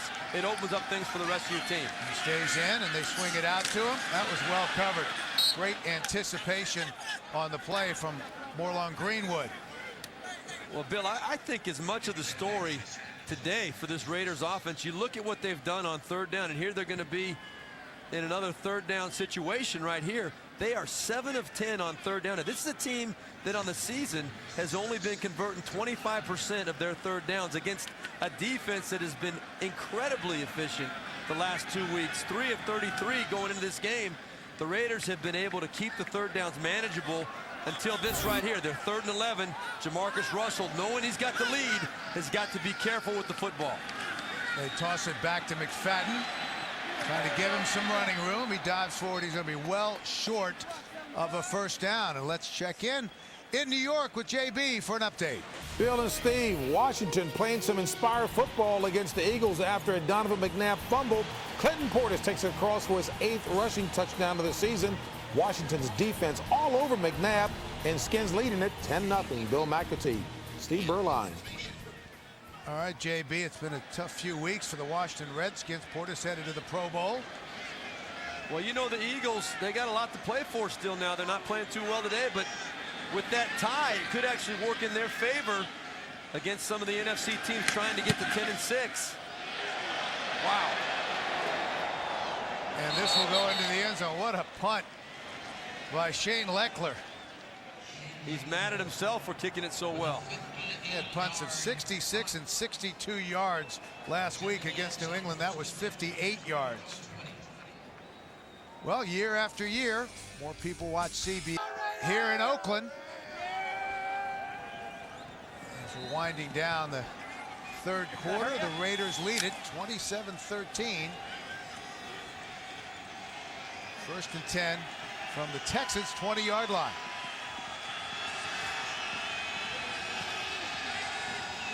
Walter, the motion man. Schaub across the middle to Walter, and he's brought down hard. Big hit by Hiram Eugene. That's the end of the third quarter, and we'll return to Oakland after this message and a word from your local station. You're watching the NFL on CBS. Fourth quarter, it has been a tough physical contest in damp conditions here in the Bay Area. 1st and 10 for the Texans. Slayton out to the 36-yard line. Well, the Raiders have definitely been the more physical football team on the field today. You have to wonder. Last week we were talking all week long about how physical that game was for Houston against the Tennessee Titans. You got to wonder if maybe that's had a little cumulative effect on them today. And Buffalo has taken the lead on Denver 16-13. That could be setting up a battle next week in San Diego for the championship of the AFC West. Schaub, Slayton in space, hurdles one man. Great balance. Steve Slayton into Raider territory. There you see what it is about Steve Slayton that is so special. He is a tough running back. He doesn't look too big, but boy, he is stout. He's got incredible balance. He's fearless the way he takes the ball up in there, and he plays with a lot of heart. You gotta take him to the ground if you want to end the play. He will not go down easily for you. That was good for 17 yards. 1st and 10. Schaub thought about going deep and incomplete, intended for Andre Johnson. The referee across the field. One official said it was incomplete, another said it was a catch, and they're going to wave it off. Second down. Andre Johnson named to his 3rd Pro Bowl this week. Let's take another look. Ooh, boy. Almost a trap throw there for Matt Schaub, and boy, hard to tell on that angle. Ruled incomplete, so it's got to be clearly shown that that ball did not hit the ground. It sure looks like it might have touched the ground there, but yep, it definitely hit the ground. Gary Kubiak saved the red flag. That's a first throw to him other than the one that was called for PI earlier in the game. Pass interference call, right. Slayton alone in the backfield. They give it to him. Legs churning. Powers his way inside the 44, close to the 44-yard line.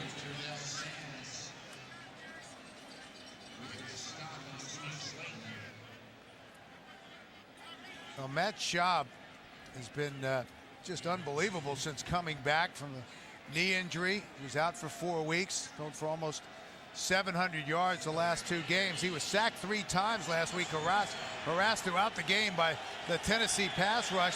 Javon Kirsch said he got up one time and said, "Hey, good job, freak. Good job, number 90." And Kirsch said, "Hey, I don't want to hear that. I don't want to hear a quarterback say good job when I'm trying to sack him." Here comes the blitz. Able to get rid of it to Daniels, and he's got a first down out of bounds at the 30-yard line. Jabril Wilson rode him down. Right play at the right time for the Houston Texans. Raiders came with an all-out blitz. You see everybody coming. You saw Michael Huff coming off the defensive right side. Matt Schaub sensing it, gave ground, did a good job of buying time to get the ball to Owen Daniels, who says, "Have a mouthful of this left palm," to Jabril Wilson. That was good for 15 yards. They spotted at the 29-yard line, 1st and 10. Texans on the move early in the 4th. Schaub with time. Andre Johnson finally a catch. And brought down right away at the 22-yard line.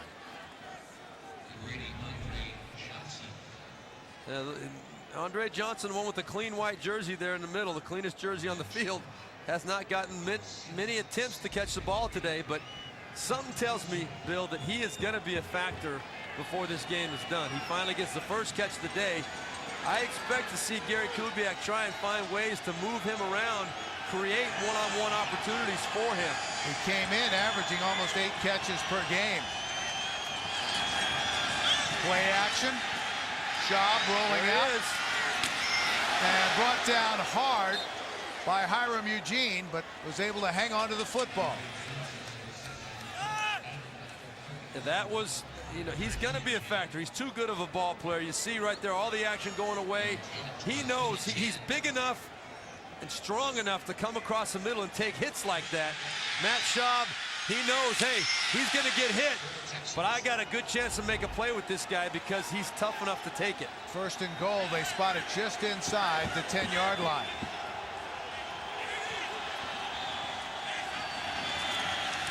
Slayton hitting the backfield, but able to dive forward for 3 yards. Nice individual effort by Steve Slayton. That was a fantastic 3-yard run. You know, you just see the composure that he has. Things are chaos around him, bodies flying everywhere. There was not much of a hole, but his patience and his ability to keep moving forward, shuffling back and forth, picking up 3 yards. 57 yards on the day. He gets stronger as the game goes on. He's not a big man, but he leads the NFL with yards in the fourth quarter.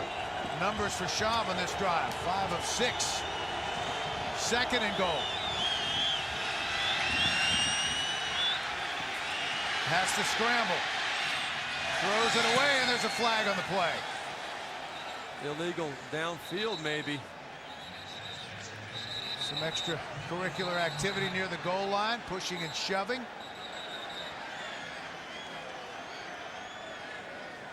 Well, it looked to me like Chester Pitts, who's got his helmet off down there, was down the field too far. I don't know if the referees called something before that took place or if that is the penalty. Bill Carollo is our referee today. Asking for quiet.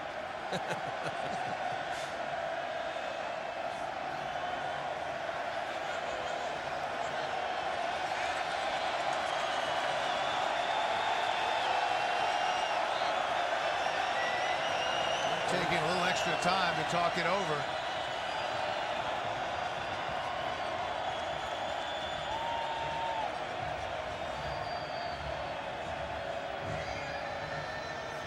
We know that Chester Pitts lost his helmet. Yeah.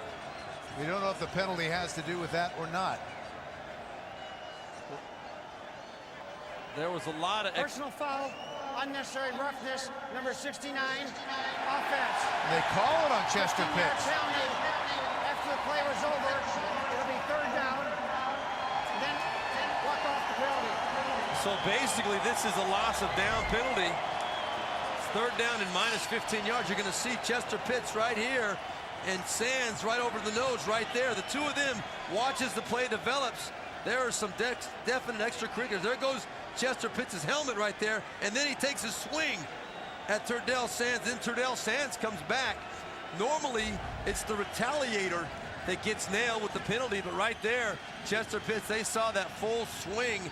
Even though Turdell Sands probably did a little bit extra getting that helmet off, the big swing came from Chester Pitts, and he really cost his team right there.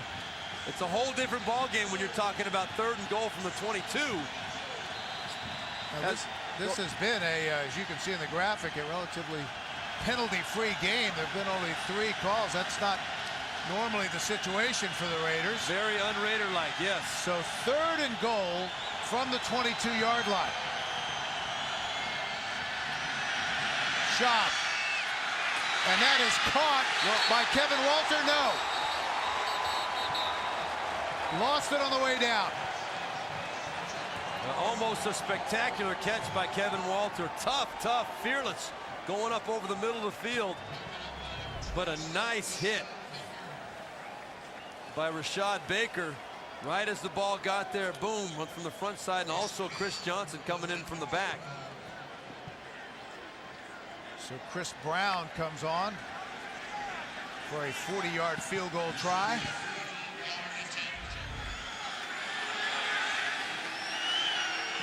Ten minutes remaining. He's 2 of 2 so far today. And good. So the Texans able to cut into the Oakland lead, 27-16, 9:55 left to play. The red zone woes continue for the Houston Texans, only able to come away with 3 points. That has been a glaring weakness for an offense so high-powered. Coming into today, not very highly rated at all. Bottom 10 in the NFL. Only 46% conversion of touchdowns. So an area really to focus on during the offseason for Gary Kubiak. Miller from the 6. Trying to get it to the outside. And brought down at the 27-yard line. Raiders back to work when we return. Phillips Norelco Architect. The shaver with a flexible head that pivots it. Coming up, time permitting, after the game, the Subway post-game show. Join JB, Dan, Shannon, Boomer, Coach Cowher. All the latest NFL scores, highlights, the playoff picture. It's all coming up on the Subway post-game show. 1st and 10 for the Raiders, who look to take some time off the clock here. They were, the ball is down on the ground. The Texans have it. And I was just about to say, we expected to see him run the football to take some time off the clock, and they turn it over. And Bill, that's exactly what they should have been doing. Not to quit. That was a nice, safe bootleg action, play action call. You would think they'd come out running the ball, but Jamarcus Russell surprised up the field by Amobi Okoye. But, geez, he's got to protect that football. Somehow that ball cannot come out. And then Okoye does a great job of pulling Jamarcus Russell away from the play to allow his teammates to come in and get that football. What a huge play for the Texans. Kevin Bentley recovered it for Houston. Andre Johnson right here. From the 14-yard line. Slayton gets the corner. And down close to the 5-yard line. And again, let's go to New York and check in with JB for an update. Hey, Bill and Steve, trailing 16-13 to Buffalo. Jake Cutler and the Broncos go back on top. Cutler with that 6-yard TD run, capping a 9-play, 84-yard drive, up by 4. But Buffalo deep in red zone territory now. We'll keep you updated. Bill and Steve. All right, JB, thank you very much. The Broncos win. They win the AFC West. Well, who would have thought it would get this close for the Broncos? 2nd and 1. Slayton has a 1st down. It'll be 1st and goal. I don't know if he actually got it, Bill. He had to get to the 4-yard line. Depends on his forward progress. He lost his helmet. That was a problem last week. He lost his helmet at least a half dozen times. He did, that's right. It looks like they spotted it short. He's got about a little less than a yard. Yeah, little less than a yard. This has been a problem, though. The Raiders have stood up to the Texans here a few times today on 3rd and short. 3 of 11 on 3rd down conversions. Well, look at the matchup at the bottom. Andre Johnson one-on-one. Incomplete. Walter was the intended receiver. That was a nice break on the ball by Chris Johnson. Well, Gary Kubiak here, you almost have to go for it here. They're down 11 points. 4th and 1 from the 5. But you know what? If you kick the field goal, there's Tom Cable's reaction. You got it within a touchdown and a 2-point conversion if you kick the field goal, but I'm not surprised at all. Gary Kubiak, again, very aggressive, very confident in his team. They're going to try and get the 7 right here. Well, they need about a yard for a 1st down. Timeout. And the Texans are going to take a timeout. Ball game right here. Gary Kubiak deciding to go for it, apparently. Well, it's a gut call, Bill. You can make a case for it either way. It's 4th down and inches. You want the touchdown. A field goal makes it a 1-possession game, but it looks like they're going to go for it. They're going to go for the touchdown. Incomplete. Walter was the intended receiver, and the Raiders have held. That was fantastic defense by the Oakland Raiders. It will go over on downs.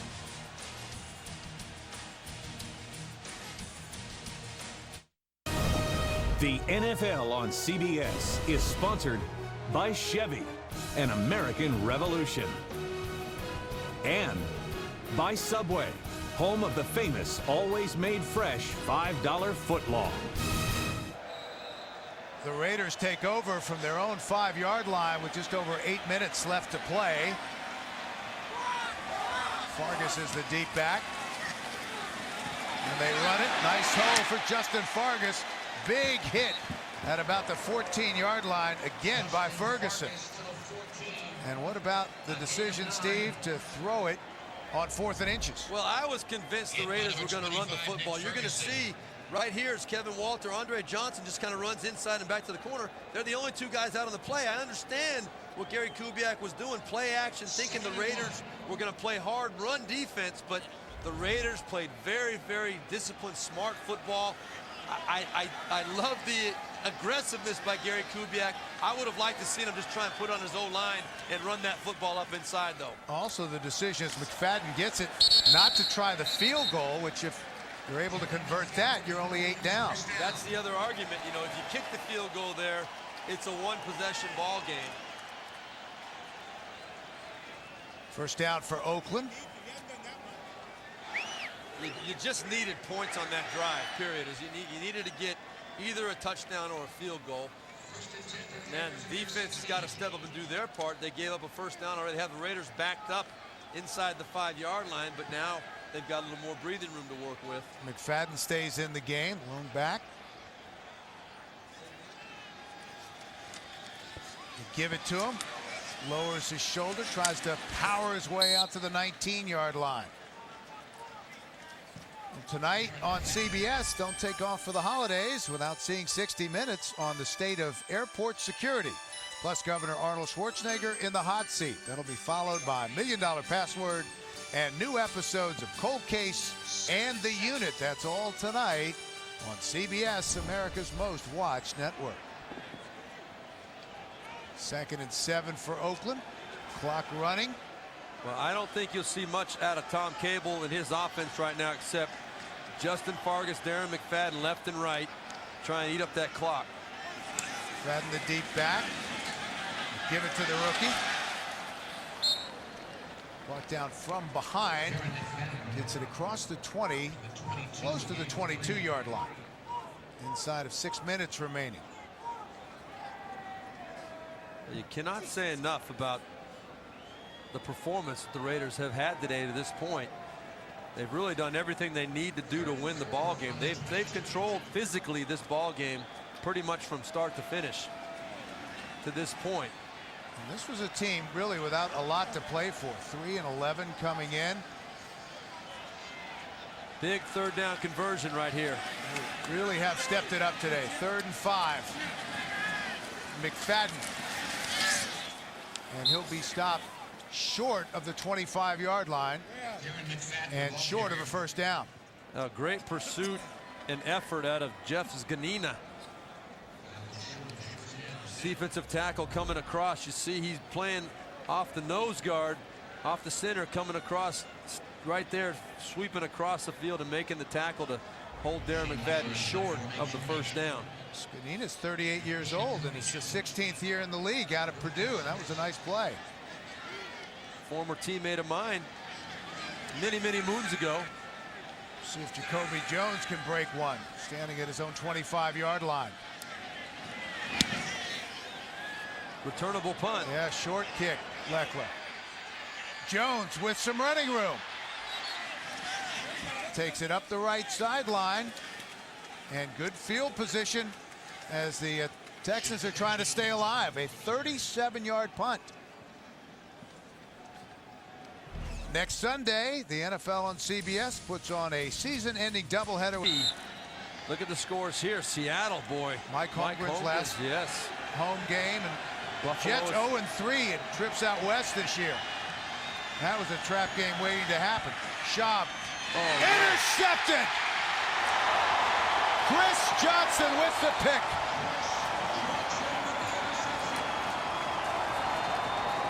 And it has been a frustrating afternoon for Matt Schaub.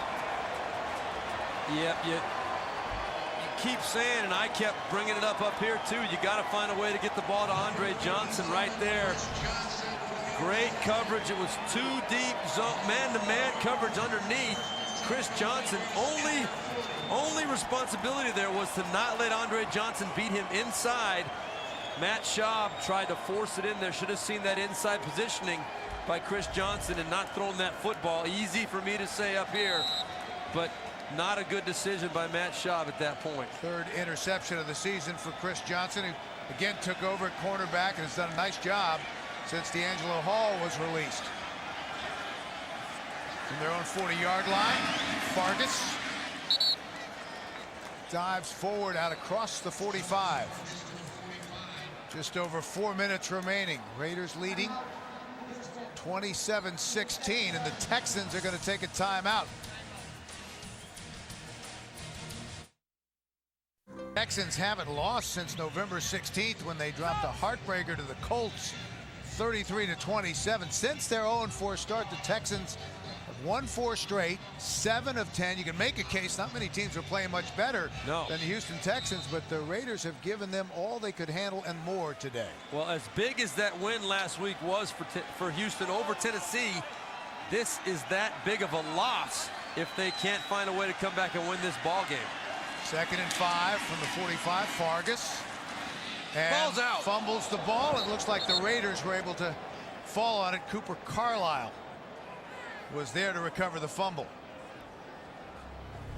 Well, you'll see that ball was a good hit coming across, jarring that ball. No doubt the ball knocked out of there, but Cooper Carlisle heads up, jumps on that football. Texans will take another timeout right at 4 minutes left. 27-16 Raiders. And the Texans came in today hoping for the first winning season in franchise history, trying to win out and finish at 9-7. A look at the Kubiak attack. Well, every single one of these stats here, improvement on what they had before he became the head coach. This is a team definitely heading in the right direction. At 0-4 early in the season, tough first 4 weeks of the season. A lot of people had written them off, but they've hung together and put together a, what a lot of people consider to be a chance to end up with their first winning season ever in week 16. But the Raiders have had something to say about it today. That's what Gary Kubiak told us. He said, that division is not going to get any easier. Fargas, terrific run down to the 41-yard line.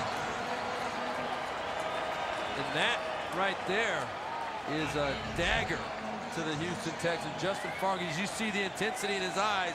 What a great strong run, ripping through tackles, picking up a first down. Houston spent all their timeouts in hopes of forcing a punt from the Oakland Raiders, but Justin Fargas converting that first down. Oakland now has a good opportunity to run off a lot of time on that clock. That was good for 13 yards. 85 yards on the afternoon for Justin Fargas in his 6th year out of USC. McFadden this time flies down to the 37-yard line. And no way at all for Houston to stop the clock now. Now, Gary Kubiak knew that the Raiders, despite their record, were potentially a very dangerous opponent. Well, this is a Raider team that really needed this win as well. I mean, there's been a lot of negativity flowing around this organization for a long time, and a lot of people, I think, expected him to fold up shop today. But give credit to Tom Cable. He got these guys ready to play today. They've looked very, very strong. McFadden. Mario Williams made the stop. We have not called his name very often today. They've done a good job on Mario Williams, who was voted to the Pro Bowl for the first time. And we just saw a picture of Tom Cable, Bill, and one of the things he told us in his meeting the other day was that he did not realize how tough it was going to be to change the culture of this organization. That will take us down to the 2-minute warning. Raiders with the ball and in control, 27-16. We're back. Look at those uniforms. That's a team that's played a tough physical football game today. Raiders are going to end a couple of streaks. They'll snap a 3-game losing streak this season and a 3-game losing streak to the Houston Texans. This will be the first time they've beaten the Texans if they hang on to win. 3rd and 6. Fargas stopped at the line of scrimmage. Looky here. Buffalo coming to life. Wow. In Denver. Well, if Buffalo wins that game, the unthinkable is going to happen. Denver San Diego next week in San Diego for the AFC West title. And then the Jets game just went final. That means now that the only way, well, it's Miami's in control. If the Jets beat Miami next week and New England wins, New England will then go into the playoffs as the winner of the AFC East. Like the Raiders, the Seahawks came in 3-11. That's a nice parting gift for Mike Holmgren. No doubt about it. Emotional win. Final game at home. But Miami and the Jets play next week in the Meadowlands. If Miami wins, they win the division. If they lose and New England wins, and New England wins the AFC East, the Jets now are out. They lose the tiebreaker to Miami. So the Brett Favre story for this year is over. Questions now will be about whether he's going to come back again next year. Minute 11 remaining. The ball goes over to the Texans. They'll take over their own 36-yard line. See if Matt Schaub can salvage something. Pump fake under pressure. Incomplete. Threw it behind Jacoby Jones. So we see Tennessee has clinched the home, not only the bye, but the home field advantage throughout the AFC playoffs. Miami in control, Pittsburgh automatically in, Indianapolis already in. It's going to come down to now what kind of combination with New England, Miami, Baltimore. The Ravens last night against the Cowboys in the finale at Texas Stadium. Two big runs late to ice the game. Schaub again behind the receiver. Owen Daniels. 3rd and 10. I'm impressed with this Raiders defense. They've been able to generate a lot of pressure. Matt Schaub, very, very frustrated. Does not look comfortable back there since the first drive. They looked very, very sharp the first drive coming out when they went down and scored a touchdown. Give Rob Ryan credit. His defense and his defensive coordinator role been questioned significantly this whole year. They've answered the bell today. They came in ranked 27th in total defense. Schaub to Slayton. And brought down at the 39-yard line. Michael Huff made the stop finally. So that'll bring up 4th down, and of course they'll go for it. Yeah. 4th and 7. Andre Johnson not even on the field. Schaub. That time he's able to connect with Daniels. The first down into Raider territory. Clock continues to run. 25 seconds remaining. 27-16 Raiders. On the verge of going to 4-11. The Texans will drop to 7-8. Frustrating day. Gary Kubiak, you can sense what's going on in his head. Andre Johnson, long, tough day. The Raiders had a great game plan, executed very, very, very efficiently to keep him out of the ball game. Not a factor in any way, shape, or form. They took him out of the game, and they took Kevin Walter out of the game. Sacked. And they try to take Matt Schaub out of the game right there. Derek Burgess.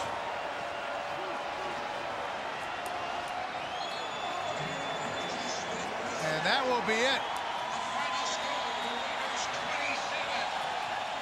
Terrific showing by these Oakland Raiders. Texans thought they had turned the corner with the win last week, but they took a step back today. 27-16 the final. Tonight on CBS, it's 60 minutes, $1 Million Password, Cold Case, and the unit for Steve BEUERLEIN. This is Bill McAtee saying so long from Oakland.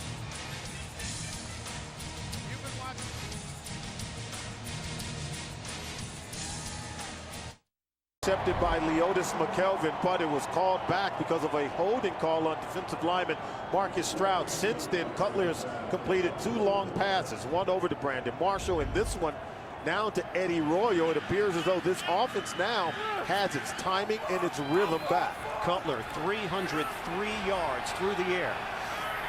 And a 4-receiver set. Out of the gun on 1st and 10 from the 34. Protection holds up. And the quick strike. Marshall, who can carry defenders on his back, He falls forward for a pickup of 8.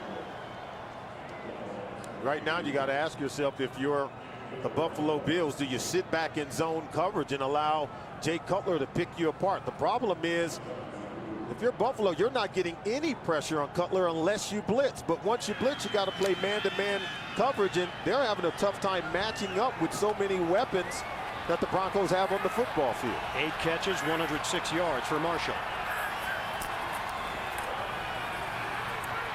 2nd and 2, Cutler throwing into traffic. Jay Cutler able to complete it at the 15-yard line to Marshall, and another Denver first down. Whether it's Brandon Marshall or whether it's Eddie Royal or one of the tight ends, Scheffler or Graham, they're finding the seams in this zone defense. You can see him just hook up there. This is pitch and catch because there's no semblance of a pass rush to put pressure on Jay Cutler, and he's finding guys wide open. So you got to ask yourself, if you're Perry Fuel, the defensive coordinator for Buffalo, do you blitz and come after Jay Cutler with some pressure? Bills with a 30-23 lead over Denver. Pump fake, and Cutler will throw it away. Did not see anything down the field that he liked. He threw it at the feet of Tatum Bell. 5:47 to go in this 4th quarter, and the Broncos down by 7. Had a screen play called. That time it was diagnosed and played perfectly by the Buffalo Bills defense.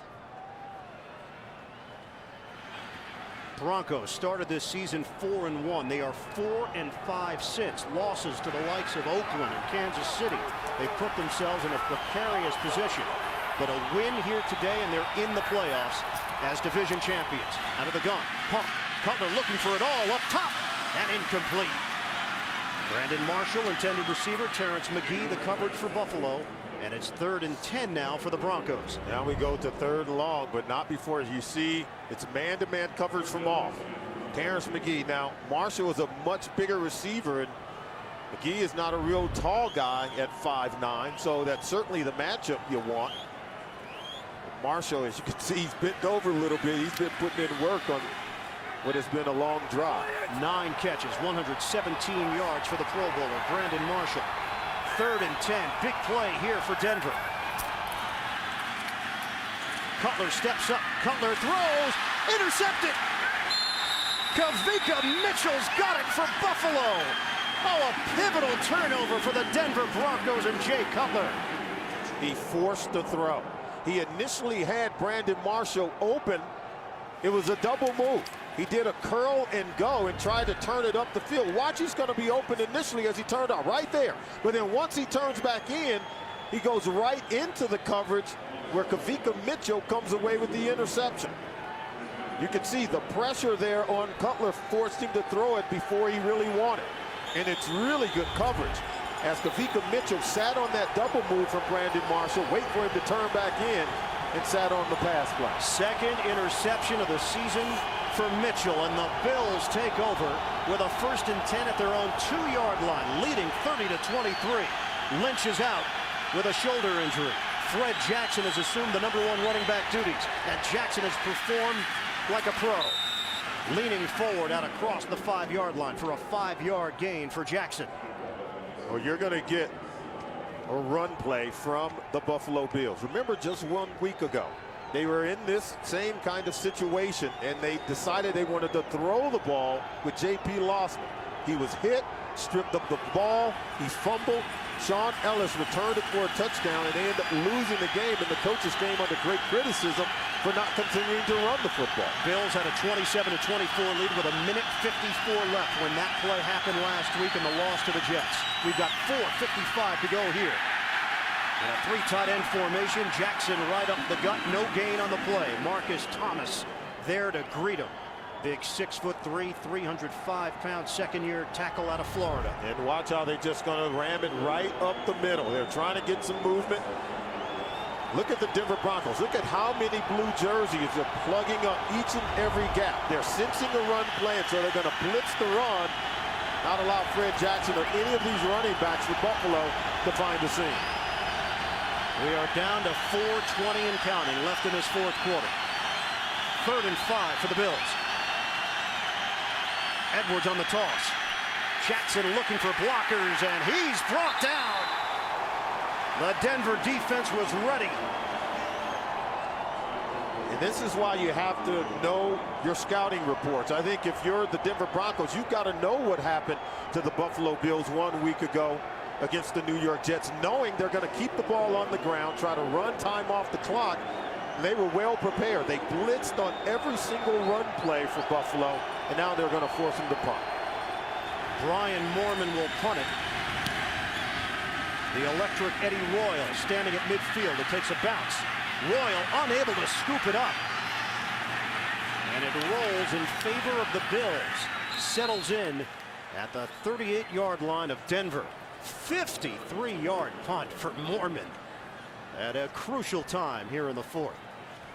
And for those of you expecting to see 60 minutes, you're watching the NFL on CBS, the game between the Buffalo Bills and the Denver Broncos. Ian Eagle, Solomon Wilcots, the rest of our CBS crew. Buffalo with a 30-23 lead over Denver. 60 minutes will be seen in its entirety immediately following this game, except on the West Coast, where it will be seen at its regularly scheduled time. Jay Cutler, 7 game-winning drives. 10 fourth-quarter touchdowns this season. 3:27 to go in the fourth. Cutler.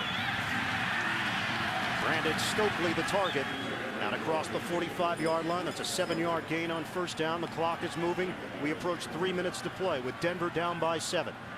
On that last possession, Buffalo decided to sit back in zone coverage, and they really didn't blitz Jay Cutler until they got inside the red zone. But when they were able to blitz, they forced the errant pass.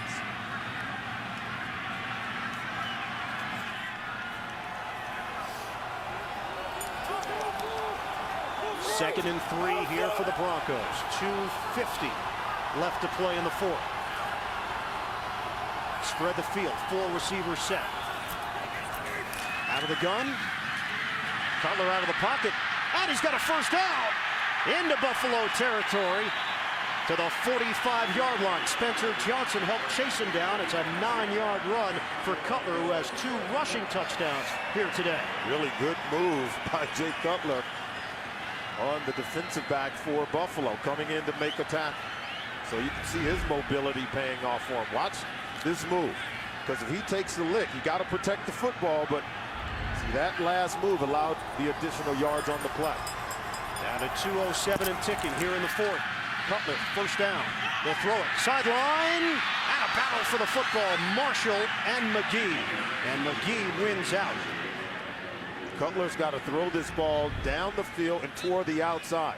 I think Marshall does a good job of keeping this pass from being intercepted. Watch how he has to come back inside towards this football. So it's not thrown high and outside where only Marshall can get it.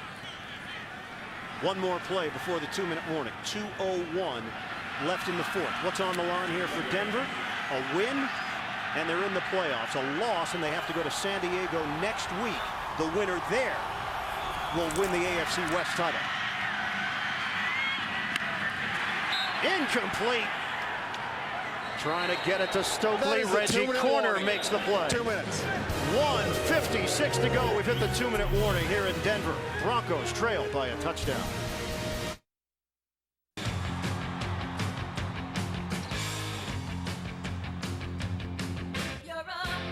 Thanks to Walmart, I was able to get my family Xbox 360 Arcade and Guitar Hero for Christmas. And now, this family's always together.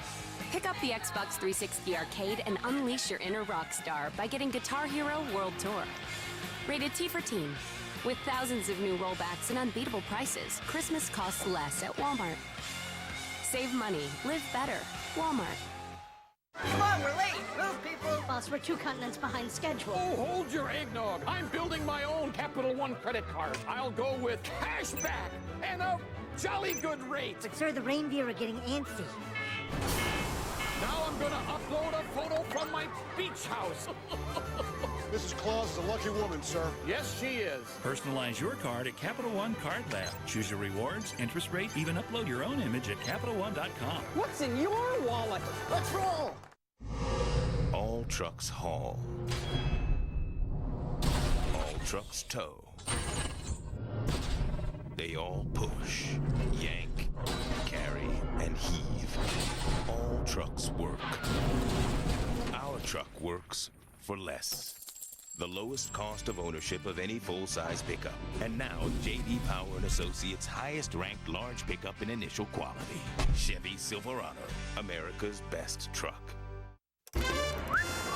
They were the glamour girls of the air. The good old days. But the friendly skies Get off of me. weren't so friendly. This is war. Then war it is. You're gonna take on Global World Airlines? Someone clipped her wings. A new cold case in CBS tonight. 1:56 to play here in the fourth quarter. Buffalo 30, Denver 23. Mike Shanahan did not allow his team to watch the San Diego Tampa Bay Buccaneers game earlier today. He did not want that game to affect the team's performance. The bottom line is San Diego did its job, and they put pressure on Denver to do its job here today at home. And they trail by 7, a 3rd and 10. Cutler throwing. Catch made by Stokely. A great catch from Brandon Stokely over the middle. And a first down. And a laser lock pass from Jake Cutler. Watch this pass over the middle. And if you're Stokely, you just stab this one because you sense you're going to take a lick as the defenders were closing in on you. Now Stokely's played in big games with the Colts, with the Ravens. A big one here with 1:25 to go. Cutler again. Brandon Marshall staying on his feet and brought down at the 20-yard line. Another Denver first down. 13 yards on the pass play. Charge timeout. Denver, 30-second timeout. So they use a timeout with 1:16 to play in the fourth. And they've got it at the Buffalo 20-yard line. 350 completions for Jay Cutler. That's the most in team history. Well, how did we get here with Buffalo in front 30-23? They got off to a tremendous start. Jay Cutler, first drive of the day. He runs it in himself for the touchdown. But the Bills showed signs of life. Late stages first half. Marshawn Lynch for the touchdown. Cutler, second rushing touchdown of the day, his first 2 of the season. Edwards finding a rhythm and also finding his wide receiver, Steve Johnson, for the touchdown. Fred Jackson then takes over. A touchdown. Crucial pick. Kavika Mitchell, but the Bills could do nothing with it when they took over on offense. Denver gets another chance here in the waning moments. They trail 30-23. One timeout left for the Broncos. First down from the 20. Cutler throwing. And Cutler had it picked off. Intercepted by Reggie Corner. And right now, look at the Denver Broncos. They're saying it can't be. Did the ball hit the ground? Should a flag go up? They're wanting something. They're wanting anything except for this ball to be an interception. Clearly. And it's clear it did hit the ground. The ruling on the field is that the pass is incomplete. Second down. And the Bills offense tried to run onto the field. And Denver avoids late game disaster. 1:07 to go. 2nd and 10 now from the 20-yard line for Cutler and the Broncos. Denver Broncos over 500 yards total offense. Jake Cutler over 350 yards passing. Brandon Marshall 10 catches, 129 yards, but yet they find themselves trailing by 7 on the scoreboard. Spread formation here on 2nd down for Denver. Cutler comfortable in the pocket, throwing. High throw is handled by Daniel Graham for a 4-yard gain. But the clock is moving. We have under a minute to go with Denver down by 7. Clock is moving. You got to figure out what point do you take a shot at the end zone. Typically, Jay Cutler's been waiting for this defense to blitz and throw it deep against man-to-man coverage. On 3rd down, Cutler steps, throws, end zone, incomplete. Diving attempt by Brandon Stokely, and it's 4th down for the Broncos. He got what he wanted. They blitzed Jay Cutler, and he did take the shot deep. We've seen this time and time again. We've seen him overthrow Eddie Royo on the deep pass against a blitzing defense. We've seen him overthrow Brandon Marshall in the same situation. And now with Stokely open against man-to-man coverage and a blitzing defense, Cutler overthrows the intended receiver again. They can still get a first down. It's 4th and a long 5 for Denver. Trailing the Bills 30-23. Play clock winding down. Cutler out of the gun. Here comes the rush. Cutler unloads. End zone! Bobbled! Incomplete is the ruling. Brandon Stokely matched up with Terrence McGee. And it was a great route from Brandon Stokely. The timing and anticipation on the pass from Cutler, it just goes to the back of the end zone, and great recovery by McGee. Now watch, he's open right now. But see how this ball drifts? And actually it allows corner to come back. 27 and able to bat that ball out of the hands of Brandon Stokely. And McGee caught the football on the back line of the end zone. This is just great recovery by Reggie Corner. Stokely was open, and I think if you get a better pass from Jay Cutler, you got yourself a touchdown. It is over. The Buffalo Bills have come into Denver and shocked the Broncos. And now Mike Shanahan and the Denver Broncos have to go to San Diego with a division title on the line against the Chargers next week. Wow, what a turn of events at Mile High. Trent Edwards and the Bills get the win, 30-23 over Denver.